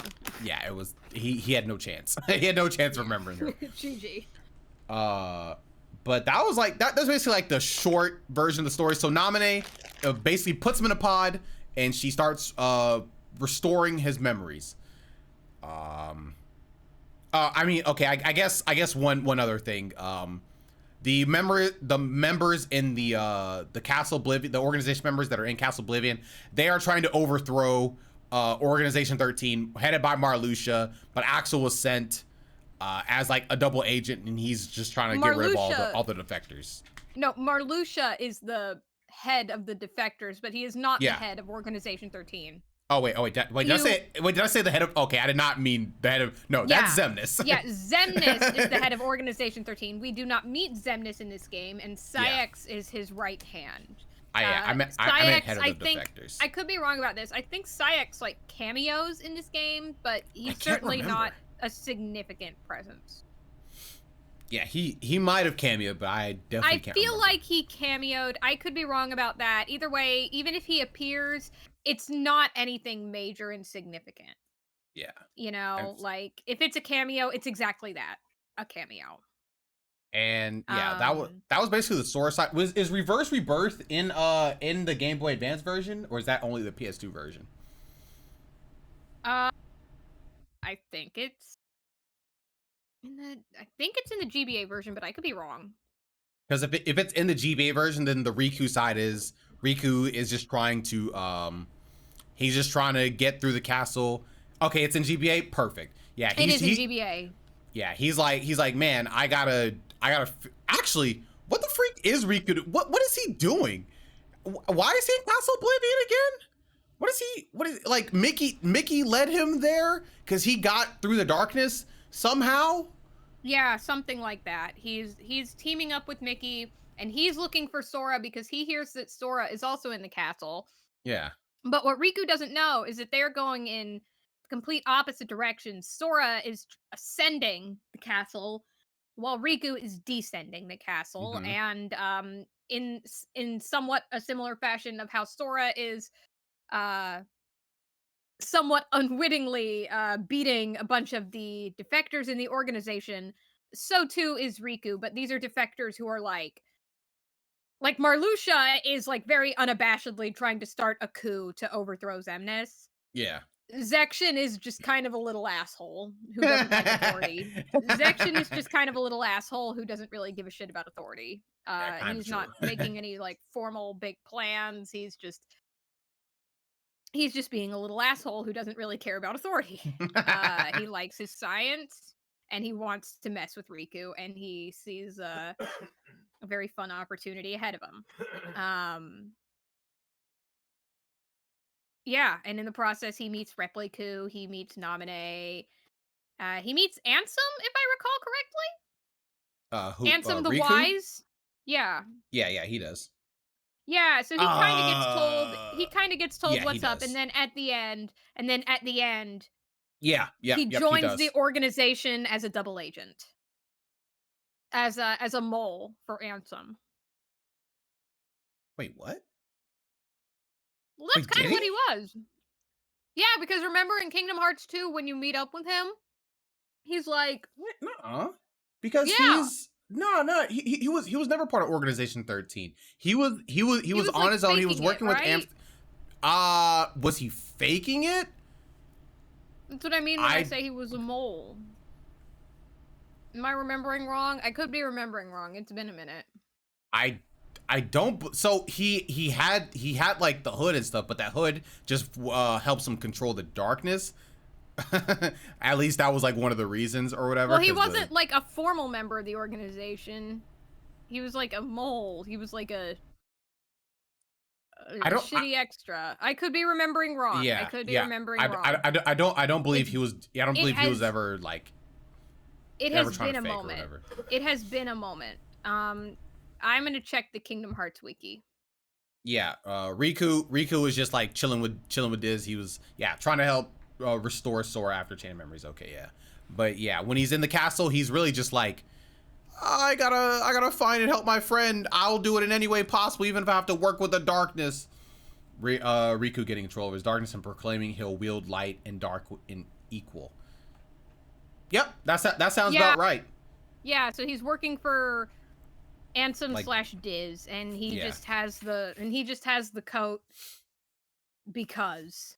Yeah, it helps with like controlling the darkness, stuff like that. Yeah, because it has like Reverse Rebirth. Little...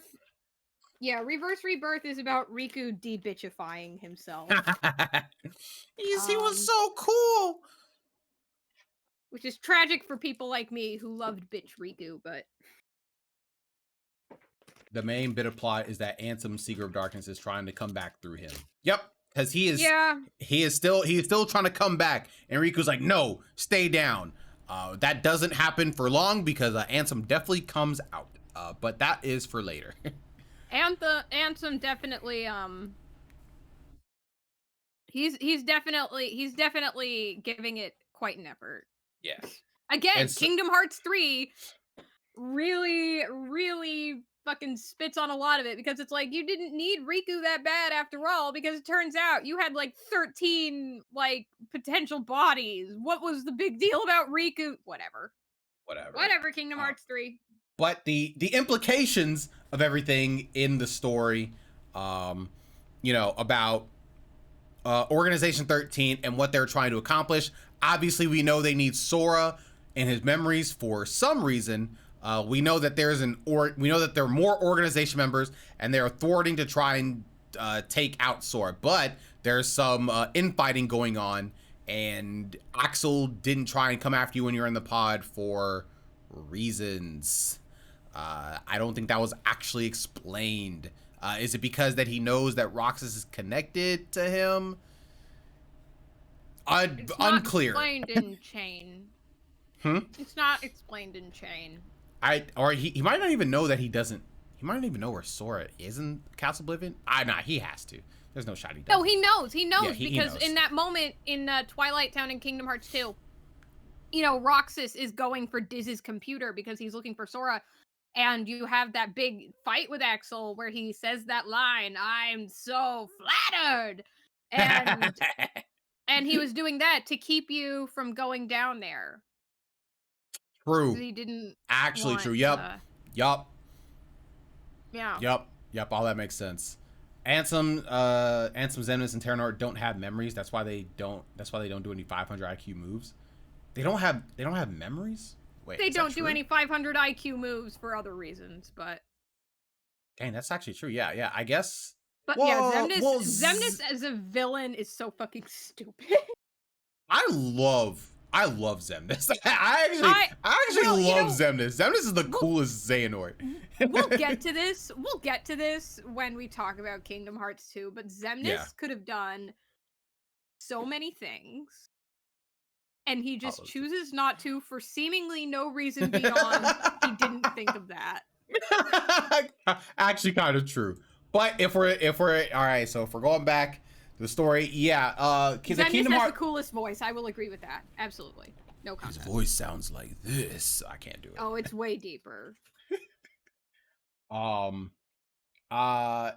this is where the story starts to get a little bit more complicated. So now this is where you start having a lot more questions than answers. You're like, okay, so there's more organization members. What are they doing?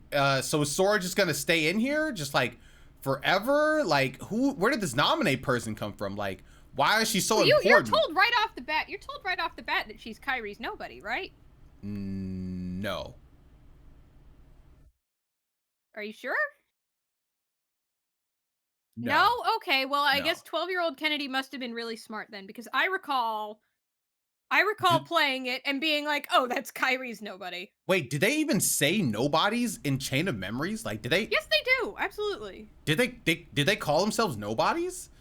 I don't think they call themselves nobodies, but you are definitely introduced to the concept of a nobody in Kingdom Hearts, in Chain of Memories, because that's who you're fighting. Nobodies, the White Husks. Wait, you don't fight.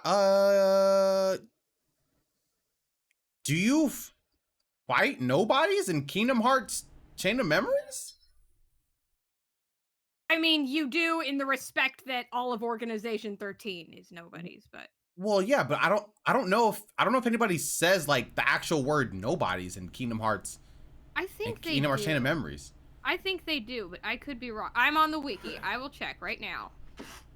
Okay, so apparently Organization 13 begins its campaign towards creating Kingdom Hearts, simply known as the Organization. No lesser nobodies are found in this game. Okay, there are no lesser nobodies, but you encounter the human-like nobodies. I must have been confusing it a little bit with Kingdom Hearts 2. Again, it's been a minute. Sorry.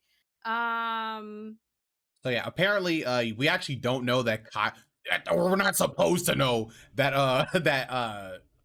Naminé is Kyrie's nobody, but obviously if you have a brain, you're yeah, obviously you know. But technically you don't know until the end of Kingdom Hearts 2. Technically, I guess. Kingdom Hearts better be next. Yes, Kingdom Hearts 2 will be next time. It's obviously not, no, it's not gonna be tonight. We are not doing Kingdom Hearts 2 tonight because that we will have a lot to say about Kingdom Hearts 2 because because Kingdom Hearts 2 is like generally when you go online and you look for like polls about the best Kingdom Hearts game, usually Kingdom Hearts 2 is like the fan favorite, but even if you don't consider it your favorite, it's certainly the one that people tend to have the most to say about. I consider it my favorite though. So I have a lot to say about it, obviously. I think that a lot of the fanfare it gets is very warranted. But yeah, there is a lot to say about it for sure. Yeah, 100%. Yeah. Lot to say about Kingdom Hearts 2. But yeah, I don't think in Chain of Memories, I don't think, or I can't remember any instance where they actually mention like nobodies. They might have though. I just can't remember being said though. It's been too long. I can't. I thought they did. Turns out the lesser nobodies aren't there, so maybe they did. I don't know. Good. But honestly, do you know if they mention nobodies in Kingdom Hearts Chain of Memories? Because this will let us know if how far we're set up in advance for Kingdom Hearts 2. They do say nobodies, but they don't explain what they are. Classic Kingdom Hearts. Classic Kingdom Hearts. Okay, so honestly, it doesn't impact the story too terribly much. Sora asks who they are, and they say nobody. Now, yeah, classic Nomura writing. Classic Nomura. Okay. Love that. I'm willing to give the story a good score, but not a great score. I'm thinking somewhere between a 12 and 16. I would probably say, all right, if I'm thinking about story and like how it progressed story and how everything was going by, how convoluted was it? Did it make sense? I'd probably say like a 14. You know what? In honor of Shion, let's do it. 14. In honor of Shion. In honor of let's Shion, go. Let's give it 14. Can you tell I know way too much about Kingdom Hearts? Yes, good. I can tell. You're literally perfect to have here. All right, because it's like a score and then half it because Sora forgets, and then cut it in half again because Kingdom Hearts 3 just completely invalidates half of it. Completely makes half of it just. Kingdom Hearts 3 looks you dead in the eye and says, "Do you remember Chain of Memories? It doesn't matter anymore. Fuck that game. Have fun." Kingdom Hearts 3 said, "Hey, I know that y'all were kind of mad in Kingdom Hearts 2 when it kind of punished you a bit if you hadn't played Chain of Memories. So in this game, not only are we going to make it okay if you haven't played Chain of Memories, but we are going to invalidate Chain of Memories." Like, we're just making it a non-factor. Enjoyment wasn't fun. It was not fun. It was not fun. Not at all fun. At all. I did not have a good time at all. It was a chore. It was a game that, if it was not a Kingdom Hearts game, I would not have finished it. I would have been like, fuck this shit, I'm out. And I never would have looked back. And I wouldn't be talking about it today because I would have never looked back. Yeah.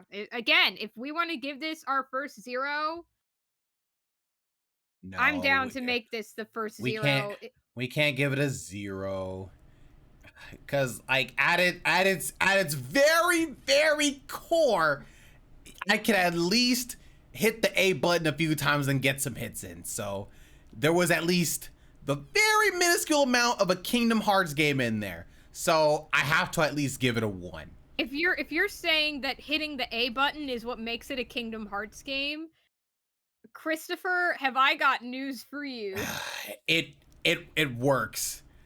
It works. Like the game itself works. I feel like I have to give it at least a 1. I don't think it deserves a 0. All right, we can give it a 1, but not a penny more. I agree. Not a penny more. I will say, purely on the basis of fun, this is, in my opinion, the least fun Kingdom Hearts game.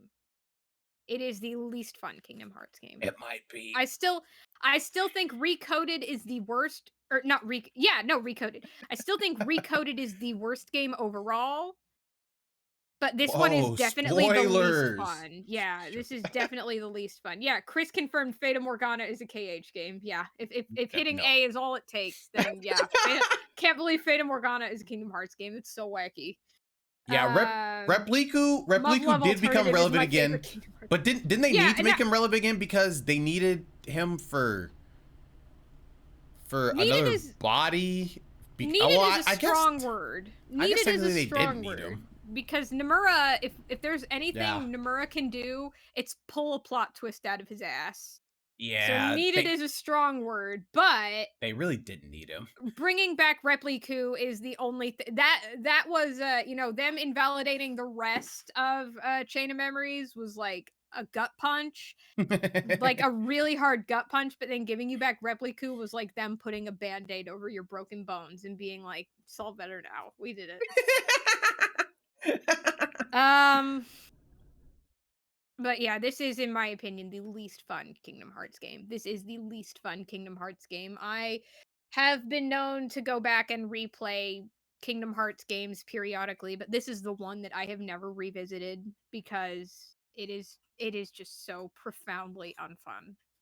I hate it. Agreed. Garbage. I played through this. It's not the one. I also have not replayed Recoded, but we'll get to that. I don't know where my copy of Recoded is. I think I lost it a long time ago. I think mine's in the trash. I think I lost it. Yeah. Definitely a gamer tax on the franchise. Oh, for sure. That's 100% what it is. 100%.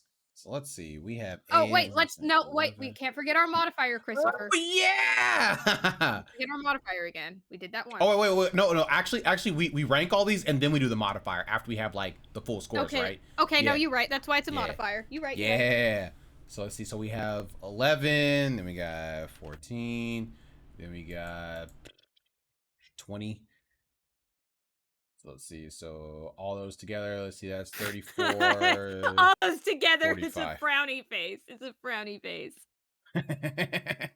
So it gets 45, but we also have our convolutedness modifier, which can only take away points from the game.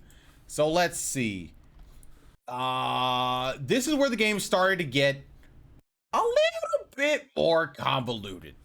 Just a little bit. It's not quite awful yet in terms of convolutedness, but it's still starting very something. Manageable. It's still very manageable. At this point, like, people who had played one were still on solid enough grounding. There's definitely a few questions this game brings up, but it's, it very much baits a sequel, for you to know that, like, okay, so this is probably going to get explained in the next game. And some of it is, a lot of it isn't.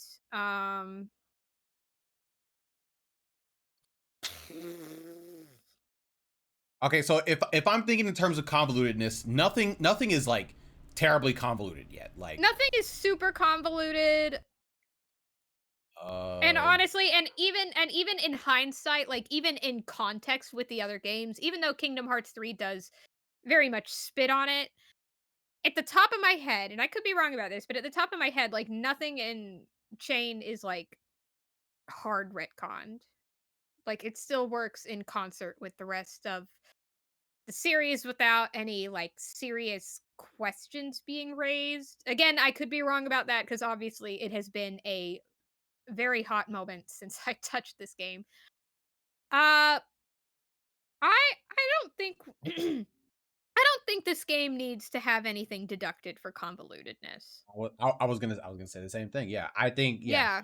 I think it just works. I don't think there's anything convoluted about it. To be Yeah. honest,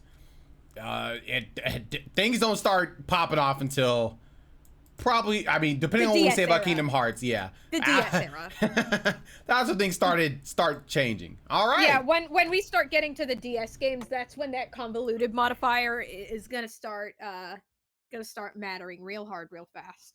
But at least for 100%. the time being, it's it's the early years of the series. Square Enix probably doesn't realize yet that this thing is going to span well over 20 years. You know, we're all blindly ignorant to the fact that there's going to be a million spin-offs and side games before we get to Kingdom Hearts 3. And even Kingdom Hearts 3, when we do finally get there, quite frankly, it's going to raise more questions than it answers. Yo, definitely define the unversed streamer. So the unversed are just all of the negative emotions that are harboring up inside of people. That's what the unversed were, just in general. They weren't doing a whole lot, to be honest. And the unversed, I believe, came specifically from Vanitas, if I remember correctly. So yeah, They didn't come from Vanitas. Vanitas had control over them. Vanitas had Something control like over that. them. Is that what that was? Something Okay. something like that. I'll refresh my memory a bit before we get there in the stream, but it's been a moment. Dream Drop is They're another. okay. Yeah, they're Yeah, the Vanitas is Vanitas is negative. negative emotions. Yeah, Dream Yeah. Drop is one of those that I haven't revisited very much, but that's not because I dislike it. It's just because I don't have my own copy of that one. Hey, well, if you need me to send you my 2.8 so you can play Dream Drop Distance on the PS3, let me know. No, I have 2.8. I have 2.8. Oh. Okay. So if we're ranking these, so Kingdom Hearts 1 got a 91.3. So that's an S, right? I would think Kingdom Hearts 1 gets an S tier. Unless we go later on and we decide that it's not an S, but for now I think it's an S. Yeah, I think we can safely say that's S. Chain of Memories got a 45. That ain't good. So what's the bracket for these? Like 90 to 100 is S. So what? 89 to 80 is A. 79 to 70 is B. Okay, so that's 79 to 70. And then we have 69 to 60. Okay, is this F? Okay, I don't think it's okay. It might be F. Is this F tier? Is F 50 or below? Yeah. Here, hang on. Let's put this in the docs so we can refer to this later. Oh yeah. Don't worry. Don't worry. These will be labeled properly. Is this an F tier? It's probably mid overall. Not in our tier list. It's not. I don't know if I'd say F. I would.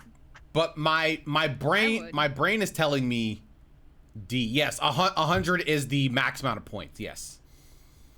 My brain is telling me D because I don't think I can bring myself to bring it up to C. No, I it's F because I did the thing on here. So S is 90 to 100, A is 80 to 89, B is 70 to 79, C is 60 to 69, D is 50 to 59. So that means F is anything 45 or below. So that means Chain of Memories is an F where it belongs. All right, Christopher. I mean, I hate the game. F I just for failure. All right, we're gonna put it here for now, and we'll see where all the other games lie when we get closer. When we finish, this could potentially come out. That's where it belongs. No, that's where it belongs. The point two convoluted nerf keeps all the. Well, they don't have to be nerfed by the convolutedness. They don't have to be nerfed. If it's not a convoluted game, it won't be nerfed. Unfortunately for Kingdom Hearts, convolutedness kind of comes with the territory. But you know what? In the only thing Chain really did this time around is that it didn't get a convolutedness score. So that's proof that a game does not have to be impacted by that. That's true. Do not expect that to keep happening for much longer. Again, once we hit the DS era, things are gonna be changing real fast. Things are gonna be changing real fast. But Candy members literally gaslight you for half of it. Probably for all of it. How is it? So it's not convoluted because like the game like itself in terms of like the story, it's pretty straightforward, right? Like you can be at the end of the game and feel like you understood what happened at the beginning, middle, and end. You know, just because it gaslights you for half of it, you get to a point where you understand that you were gaslighted. So if you know, in my mind, the convolutedness thing goes back to like if someone asked me to relay the plot of the game, do I feel like I could do it on solid footing? I feel like, you know, even though I have forgot a lot of things about Chain of Memories, I do, you know, not feel like it was super confusing or super easy to make things like for things to be lost track of the way we see in like the DS era when things were just Riku's shit is pretty complex, but it's not anywhere half as complex as it would get later on. Like Riku has a replica is not that complex. It's, you know, I was 12 and I was able to get that. So, and I was a stupid 12-year-old. So if stupid 12-year-old Kennedy can get that, I think most players reasonably can do that. And like complex doesn't inherently mean convoluted, right? Yeah, complex and convoluted are not necessarily the same thing. Like complex can mean just like, you know, a lot of strings or whatever, but like all those strings complex is just make there's sense, a lot right? of moving parts. You know, convoluted is like I literally do not understand what's going on, or there are major aspects of the story that I do not fully understand, even though I feel like the game has probably tried explaining it, you know? Like there's all a of lot... Xehanort stuff at the end. yeah, like the best example I can give is that like I'm playing Soul Hackers 2 right now, and that's a game with a lot of moving parts in its plot. It's a very complex game, but it's not convoluted because I feel like I could explain it if I was asked to. Bayonetta, on the other hand, I don't feel like I could. I don't feel like I could begin to tell you what happens in Bayonetta, and I played both of them. I don't feel like I could relay the plot. I couldn't do it when I played it. I couldn't do it now, but I'm okay with that. Yeah. But yeah, so that's in a nutshell the difference. But all right. Okay. Yeah, so these are the first two games. Next time, we're going to do Kingdom Hearts 2 and Chain of Memories. Mm-hmm. And potentially 358 Days over 2, to be honest. I do not think we are going to have time to discuss a third one because Kingdom Hearts 2 will take a long time. You're probably right. But just in case, because Chain of Memories will be like nothing. Yeah, Chain will be like nothing, but I mean, maybe I'll be wrong, but I definitely feel like when we get to Kingdom Hearts 2, we're gonna have a lot to say, because isn't that your favorite also? Yeah, absolutely. What the freak? Yeah, it's both of our favorites, so we're gonna, so we're gonna want to gush. Also, ignore where this is 2.8. This is just 0.2. That's the only reason why this is here when we get to it eventually. But all right. Next week is Kingdom Hearts 2, Rechain. If we have time, 358. I don't know if we'll have time. Put an S here for now. Hey, no, we're good. Anything is possible. No, absolutely not. All right. Well, thank you so much for being on today, Kennedy. We're gonna have a great time with the rest of these rankings. I just know we are. I don't know if we're gonna lose any friendships, but we'll see. Oh, we haven't lost him yet, so. Anyway, thank you for having me on, Christopher. This was very fun. I love talking about Kingdom Hearts, even though I hate this series half of the time. I love this series so much. No, it's so much for real. Fun. It was very fun, and Kingdom Hearts is like, that was what I was obsessed with when I was in adolescence. It's my jam. It was my jam. I have so many. Do you have any idea how many like I recently like cleaned out my photo bucket account from like 50 years ago, and I had so many like ancient Kingdom Hearts memes on there, and like screenshots of like people speculating on what 358 over 2 was. It was This is all to say I love Kingdom Hearts, even though I hate it sometimes. Thank you for having me on. I love talking about Kingdom Hearts. Of course, of course. All All right. right. See you next Monday. See you in a week. Bye. Later. Yeah. Here we go. Here's the hold on a second. Hold on a second. We gotta go to this one. There we go. All right. Kingdom Hearts 2 is crazy highs and some interesting lows. It has lows, but just like weird ones. It has weird lows, but nothing that I don't think I can look past on. I don't think I can't look past. Oh yeah, so yeah, that was the Kingdom Hearts tier list today. You guys know what it is. We got the great Chain of Memories music in the background, which is sick. Let's see. Finny Fun makes the music 100. Wait, what? What's the Finny Fun? Nah, okay. Dance, water, dance! It's okay, you can say gimmicks.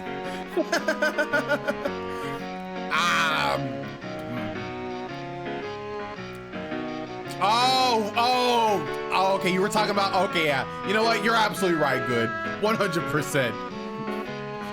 All right, well, I think that's all I have for all of you homies today. Thank you guys so much for chilling out with the Kingdom Hearts tier list. We're gonna be back, me and Kennedy are gonna be back next Monday, 6 p.m. CST. So it's gonna be super duper sick about, you know, talking about the game. I know we've had talks about the Roxas intro, and we will have a lot more next Monday. But I gotta get out of here, guys. I will see you guys all tomorrow for Pokemon Legends Arceus. We're gonna grind all day for about 3 hours. So that'll be super duper fun. With that, I will say good night, everybody. Sleep tight. See you tomorrow. Later.